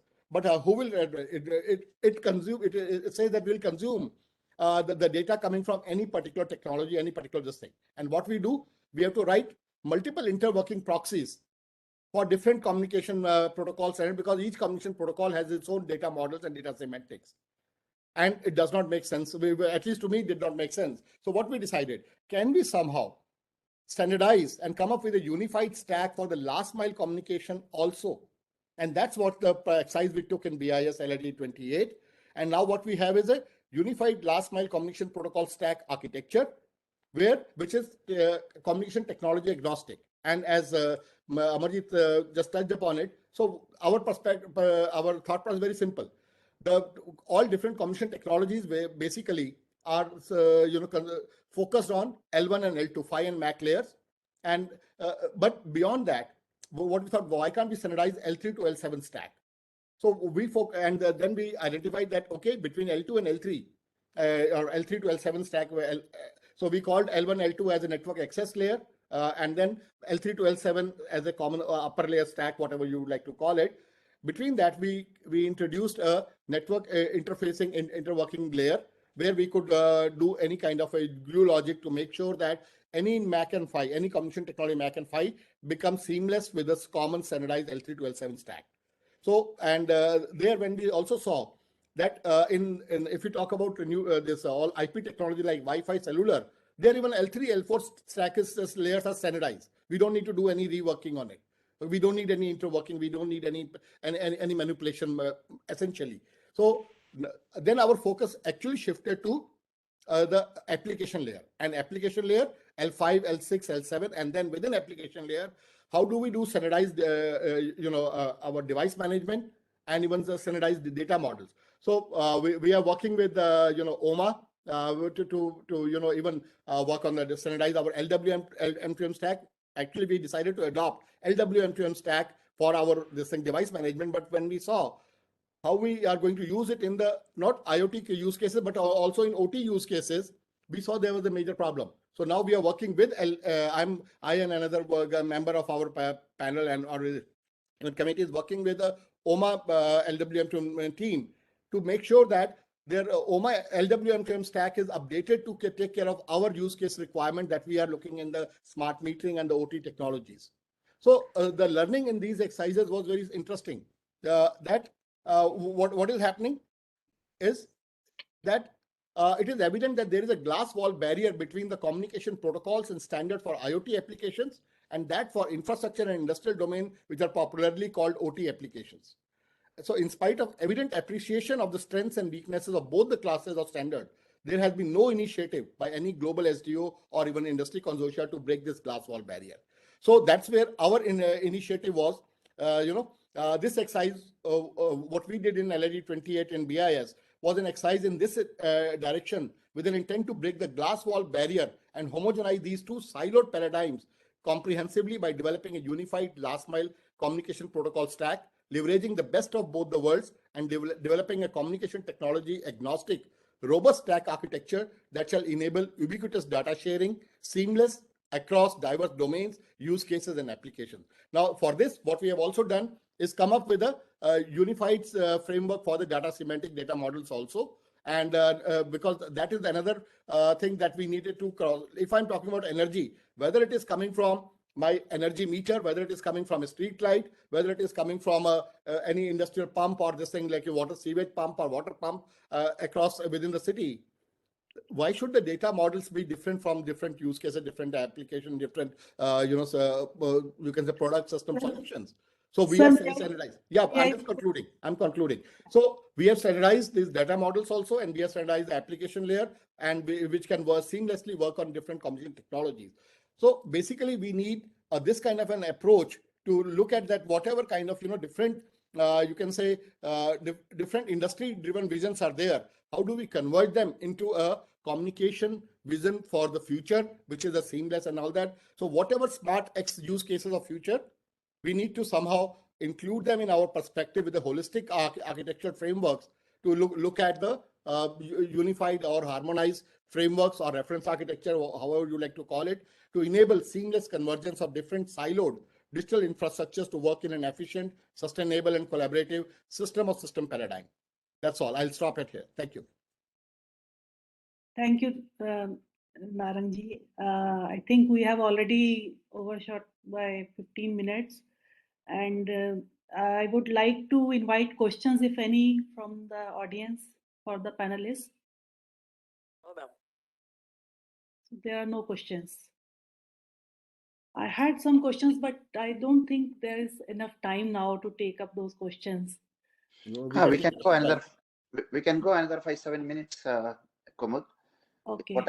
Sure. Getting all these important people again in one platform is difficult. Yeah, that's true. So my first question is for Mr. Arindam. You have described the pilot deployment or the actual deployment taken up by KEPCO for this, wherein they have provided IoT services based on M2M based deployments. So whether any IPR is related to one M2M deployment, and if it is there, what will be the implications for the developers? So is there any intellectual property rights associated with 1M2M platform? And if as a developer, I need to go for 1M2M platform, do I need to comply or do I need to imply for some IPRs? Yeah, so I'll address that. First of all, 1M2M is an open standard. Now, this open standard is not promoted by any kind of implementer, so to say. This has been promoted by the SDOs, and that is the reason that unlike other standards, 1M2M specifications are open for anybody to access. But having said that, it is not devoid of IPRs. So there are IPRs available, which IPRs are not about the standard methods, but their implementation methods. So once you copy somebody's implementation methods, which are published in the IPR, of respective countries, you are good to go as far as implementation is concerned. So any developer, so 1M2M is what? 1M2M is basically a toolkit. So it gives specifications, which are open specifications. Anybody can access those specifications and build a solution around it. So if you build a solution for any provider of an 1M2M based platform, can make use of those toolkits to develop applications, and those applications can be deployed in a Ziffy.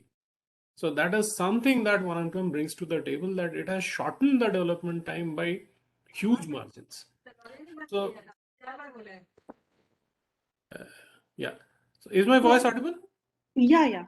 So if as a developer, I need to add one more technology like to the platform. So some adapter is to be prepared. No, not really. I'll tell you how it goes. Yeah. So suppose you want to make a smart metering kind of an application, right? So you would like to have certain devices which are going to be connected to that. You will make use of a communication technology, say for instance the one that Amarjit just mentioned, right? So the last mile communication technology that is prescribed in the BIS standard is what you choose for your smart meters to communicate with. Now you choose. Now definitely 1M2M platform is technology agnostic. So once it goes, it expects that either you communicate over IP. So there will be a gateway which will communicate to it using some kind of mechanism over IP, or it has got close interworking with certain technologies like for instance 3GPP. 3GPP and 1M2M interwork very closely, wherein the service capability exposure function of 3GPP interworks with 1M2M, and this is the only standard which interworks with 3GPP in the T8 interface. So the T8 interface of 3GPP standard is exposed to 1M2M. 1M2M makes use of that 3GPP node, that is a 4G capable node. Service capability exposure function, and using that it can do a non-IP data delivery also and device triggering using a non-IP communication. Otherwise, if you want to make use of the transport network, so you will have to make use of an IP. So whichever way you want to communicate to the platform using IP, you can set that up, and on top of it you can have applications. So your entire resource tree structure, this works on a principle of resources. So the representation of things, so you're metering data, so that data is the content instance for that particular moment where you are reading a data, that will be created, that resource tree structure will be created on the platform itself, and your backend application now becomes completely agnostic to what technology you are using.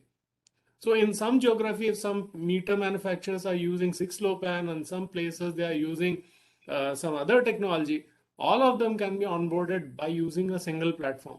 So there's abstraction of technologies is taking place, and that is the power of 1M2M, which provides you this kind of a abstraction phenomena wherein you will be able to access the data irrespective of the technology that you are using. And not only that, it's a metering data which is coming to the platform. There can be other data which can be correlated with this metering data. Siroji talked about some kind of pollution data. Now, if suppose your generators, which is being monitored in a smart grid scenario, are producing some kind of pollution, and you want to monitor that, you want to correlate that using some AI technique on top of it, the data sharing between these two becomes all too easy using a platform like 1M2M. So Okay. they are right. So So these are the value propositions that 1M2M brings to the table, which is unmatched in any other platform. So we are not talking about the standards per se at the lower levels. We are talking about a system level standard, right, which is a horizontal standard sitting in between, providing a interplay between different ecosystems to homogenize things in a way. If I understood your deliberations correctly, can I comment? Can I make can comment I on the say same just point? 2 quick points. just let me give Sure. one comment and Sure, then sure. I come to you. Sure. So is my understanding right when I say, based on your this talk, that if there are certain meters which are from rural part and they are communicating on PLC, and there are certain other meters under the same utility which are from the urban area and they are on, say, RF mesh technology, so they both can be the data from PLC technology meters as well as data from the RF mesh technology meters can be there through this 1M2M Absolutely. platform and Absolutely. into the data center. Absolutely, without any hitch. Yeah. Absolutely. Thank you for that comment. Yeah. So I have 2 comments. One on the IPR issues. So what Arindam said is quite okay, but let me give you a cautious warning. So we have to keep our fingers crossed on these SEPs, standard essential patents. So this 1M2M stack is totally fully loaded with IPRs from SEPs rather. I'll say SEPs, not IPRs. SEPs from 2 companies, InterDigital and Qualcomm, and these 2 companies are ill-famous for patent trolls. So what they do, they will let the ecosystem flourish. They will keep sleeping. And when the ecosystem flourishes, they will come and ask for their pound of flesh. I don't know how it might evolve, but there is, it's a, you can say, very two-edged sword. We need to be a little cautious. So there's nothing called IPR free in this case because they have signed FRAND. FRAND is a very, again, loaded, and vague kind of arrangement where it can lead anywhere tomorrow. Second, to your question, which I think he did not answer properly, he did not understand. So I think what this 1M2M common service function layer will come, it will basically get integrated into your HES layer and all that. So there is an additional layer. Now, do we replace our HES with this layer or do we integrate this into our HES layer? So there is an additional work in our current architecture at the cloud or at the server or at the utility end side. I'll answer. Can I answer both of them? Sure. Can answer. Yeah. Now, as regards to your standard essential patents, if you carefully look into those SEPs, we have looked into those SEPs because we are making a platform, and these are the contributors to the standards as well. So see, the point is when you are making a use case, an application, right? Neither Qualcomm nor InterDigital would actually come in your way of developing solutions because you are making use of the toolkit, which is an open standard, open specifications. See, when does a SEP come into play? That when you are using somebody's technology into your system, right? You are absolutely right about Qualcomm particularly. InterDigital, I don't know because I haven't known them to be that kind of a black sheep, right? Qualcomm, they are worse than Qualcomm actually. Actually, they are worse than Qualcomm. So if you are talking about Qualcomm, if you happen to critically analyze their, IPR issues with so many other guys, particularly, because they have the hardware element also part of the SEPs in the cases which were conflicting. In this particular case, there is no hardware which is linked with the standard. And that is the sole reason that, particularly in India, unless a software is non-patentable. Now, even globally, because the SEPs are there for certain implementation that has happened in their way, which they have not SEPs, but IPRs, right? The end users who are actually developing applications are untouched by that. So there have been so many implementations. Had there been the case, so all of them would have come under some kind of IPR issues. But none of the countries have reported a single IPR issue for 1M2M. And we have searched around a lot. I completely agree, but the market is yet to flourish. Yeah. So we need some kind of a assurance from our government that, okay, this will be IPR free, and See, I'm more for than every no. Come to think of it, the IPR debate will always be there in any standard. okay. Is 3GPP I mean kind of devoid of IPRs? I think there are I think many IPRs in 3GPP I do than understand. any other standard, right? Point taken, Arindam. No argument. Now, second question. So The second question is that what you really want to achieve. You are right. A platform is coming in between, right? Now that platform is definitely adding a layer, but it is taking away certain elements from your HES also. Absolutely, that's what I mentioned. So the amount it is taking away from your HES is actually stripping your HES to become a very low footprint one. And the value that it is adding, the value this particular platform is adding, that's immense. You No have to argument. value. No argument on this point. I'm totally with you on this. My only point was just to answer that there is an additional layer where the additional work to be done. Absolutely. So there is an exchange platform coming in between. One has to think carefully as to whether this will do or your proprietary implementation will do. Absolutely. No. Even HES is standardized, by the way. It's not a proprietary implementation. No. The point is somebody is developing an HES based on the meter. So No, based on the standard. So we already in LAT 10 we are developing standard for the HES itself. Okay, and even the complete digital architecture of the utility. So there's a lot of work going on in LAT 10 in BIS. So HES is not a proprietary platform. People have their variation, but that has been resolved by the ministry now that we are developing a HES standard also. That is still work in progress. In fact, our wish list is that we should have I know. wherein we I think we have quite a lot of clarity. We should be able to do it quickly because that is creating a bottleneck in our AMI deployments. Yeah. Because there should be a scenario wherein we can plug and play communication modules, like we have some connectors for which has one USB as connector on one end and C-type connector or whatever other connectors are there for mobile devices. Similarly, we can have plug and play communication modules for smart meters. That is our wish list. And also we can have a seamless flow of data from meters to head-end system to meter data management systems, irrespective of the vendors who are providing those solutions. Absolutely. Just like the case, the email services today can be there from any device, whether it is mobile device or a laptop or a desktop, or whether it is through Wi-Fi or whether it is in the LAN environment, it seamlessly gets transferred. So similarly, we should have data transfer from meter to the required systems. Third wish list is that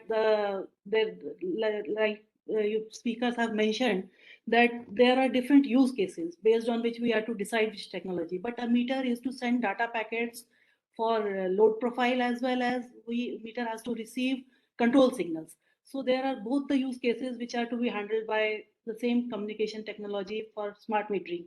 So can there be a system where prioritization of data packets can be taken up for control kind of signals wherein connect disconnect command can be given some priority over the normal load profile packet that is to be communicated. So that we can have 6 sigma level of service for connect disconnect services. Yeah.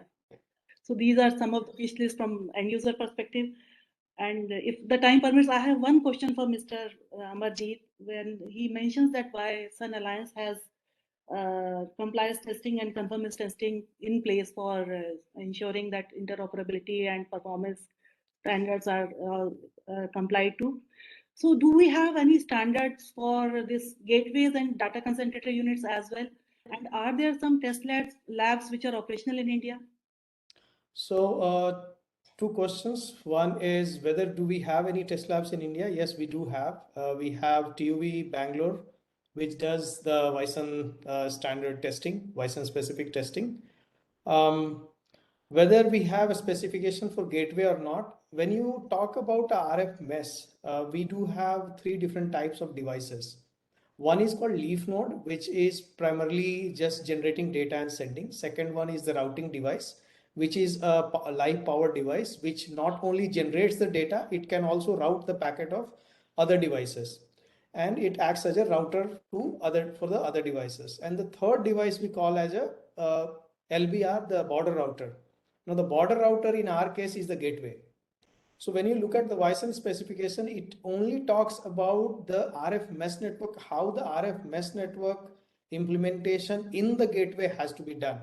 It doesn't talk about the WAN connectivity, whether the packet has to go.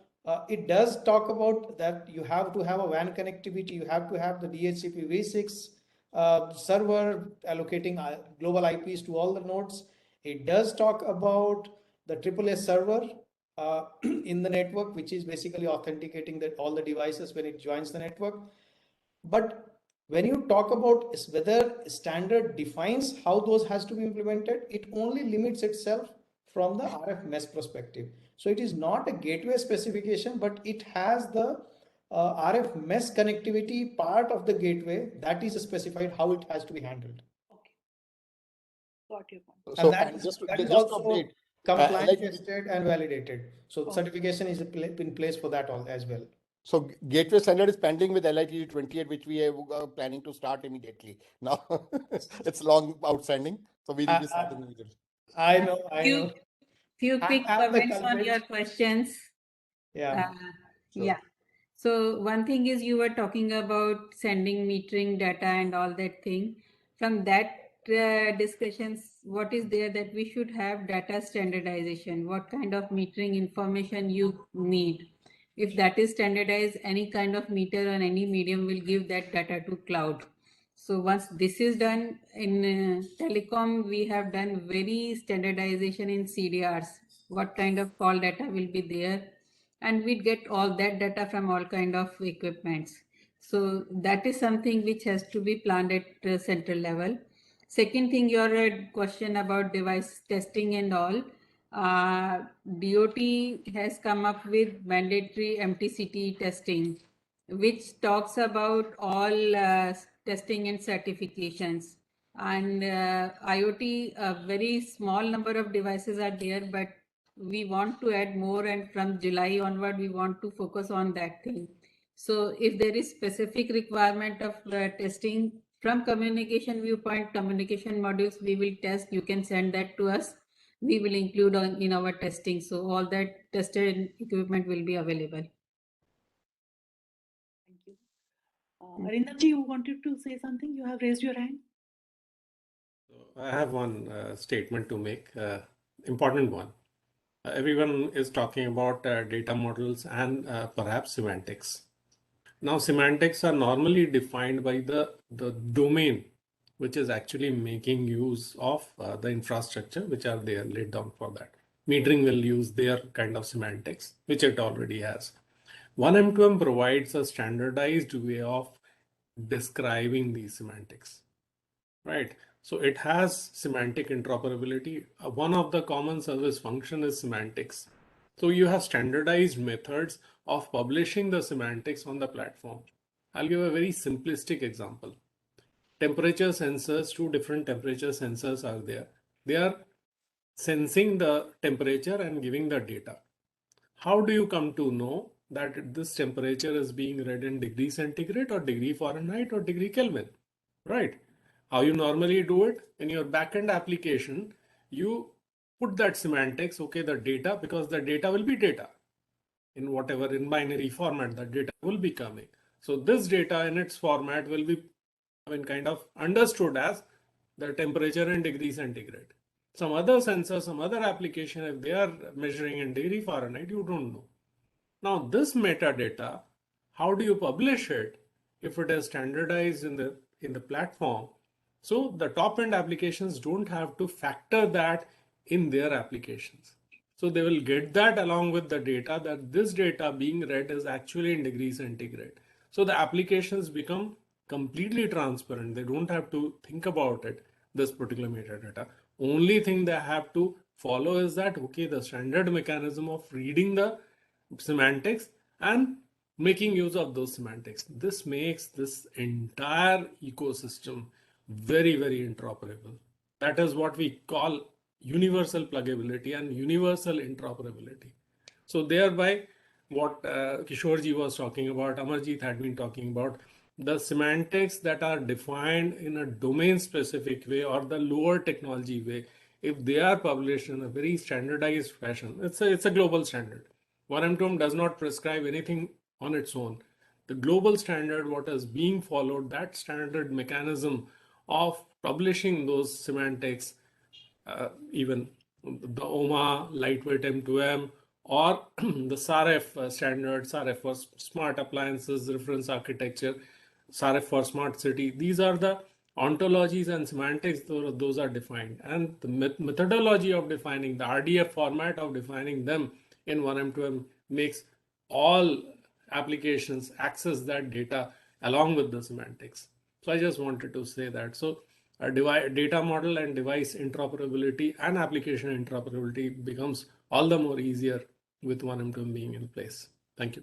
Yeah, but only northbound. Southbound, you are not solving any chaos. The actual chaos is in the southbound, in the device level, because even for one particular, any common product, if you are using different protocols in the southbound, some meters are on Zigbee, some are on like Wi-Fi stack, some are on any other stack, and they'll be using their own data model. At the 1M2M layer, you will have to write the interworking proxies for each protocol data models to convert them into common semantic framework, which you'll expose to upper layers. Am I right? Kishorji, try to understand. If you are using these three protocols, if you are using these three protocols, if and only if you're not using 1M2M, whatever platform you choose to use, even you will if have to you write the do interworking you proxies will have anyway. to work that. Na? Absolutely. So it is not getting into it is basically accommodating all technologies. There are two solutions. I'm not arguing that. No, I'm not arguing that. Yeah, what I'm saying is it is solving problem from layer up onwards. Come to think of it, 1M2M is providing you a common mechanism of publishing your semantics. So even if there are three different technologies are there, if they are using some kind of gateway which is standards compliant and using the standard methods of publishing their ontologies and their semantics, you're good to go.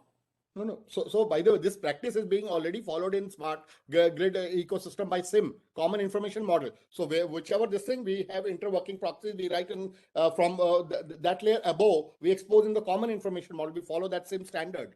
So that is approach is already there within our own, but the problem is, how do we do it at the device level if the energy is coming from different devices using different protocol? So what we have done in LIT 28 is even standardize from the bottoms up at the device level. That you are trying to achieve. You might do it for one sector, right? You might try to do it for one sector, but when it comes to accommodating that on all the other sectors, somebody will be using NBRT. However hard you try, they will be using NBRT, they will be using LoRa, they will be using some kind of technology otherwise. So how do you accommodate all of them? So if they are part of city infrastructure and they follow this, our unified last mile communication IS 18000, then 18010 for that matter, then they will be using the same data models, okay, and the same application layer. And if they use the same application layer data models, whichever communication technology they are using, it will be, you will get only one set of the data model. If you write at the 1M2M layer, you will write only one interworking proxies for different use cases. That is the interesting part of our work at the bottom layer. Yeah, till you achieve that. We will conduct a webinar very soon on a 2-3 hour webinar very soon on your 18010 and the related standards. Many people don't even know about it, so we need to do that. So, of course. Before we close, Kumarji, thank you very much for excellent moderation. Reena for chairing the session and all the expert speakers, and also special thanks to Toshniwal sir for staying back this late despite several other official commitments. And thank you very much.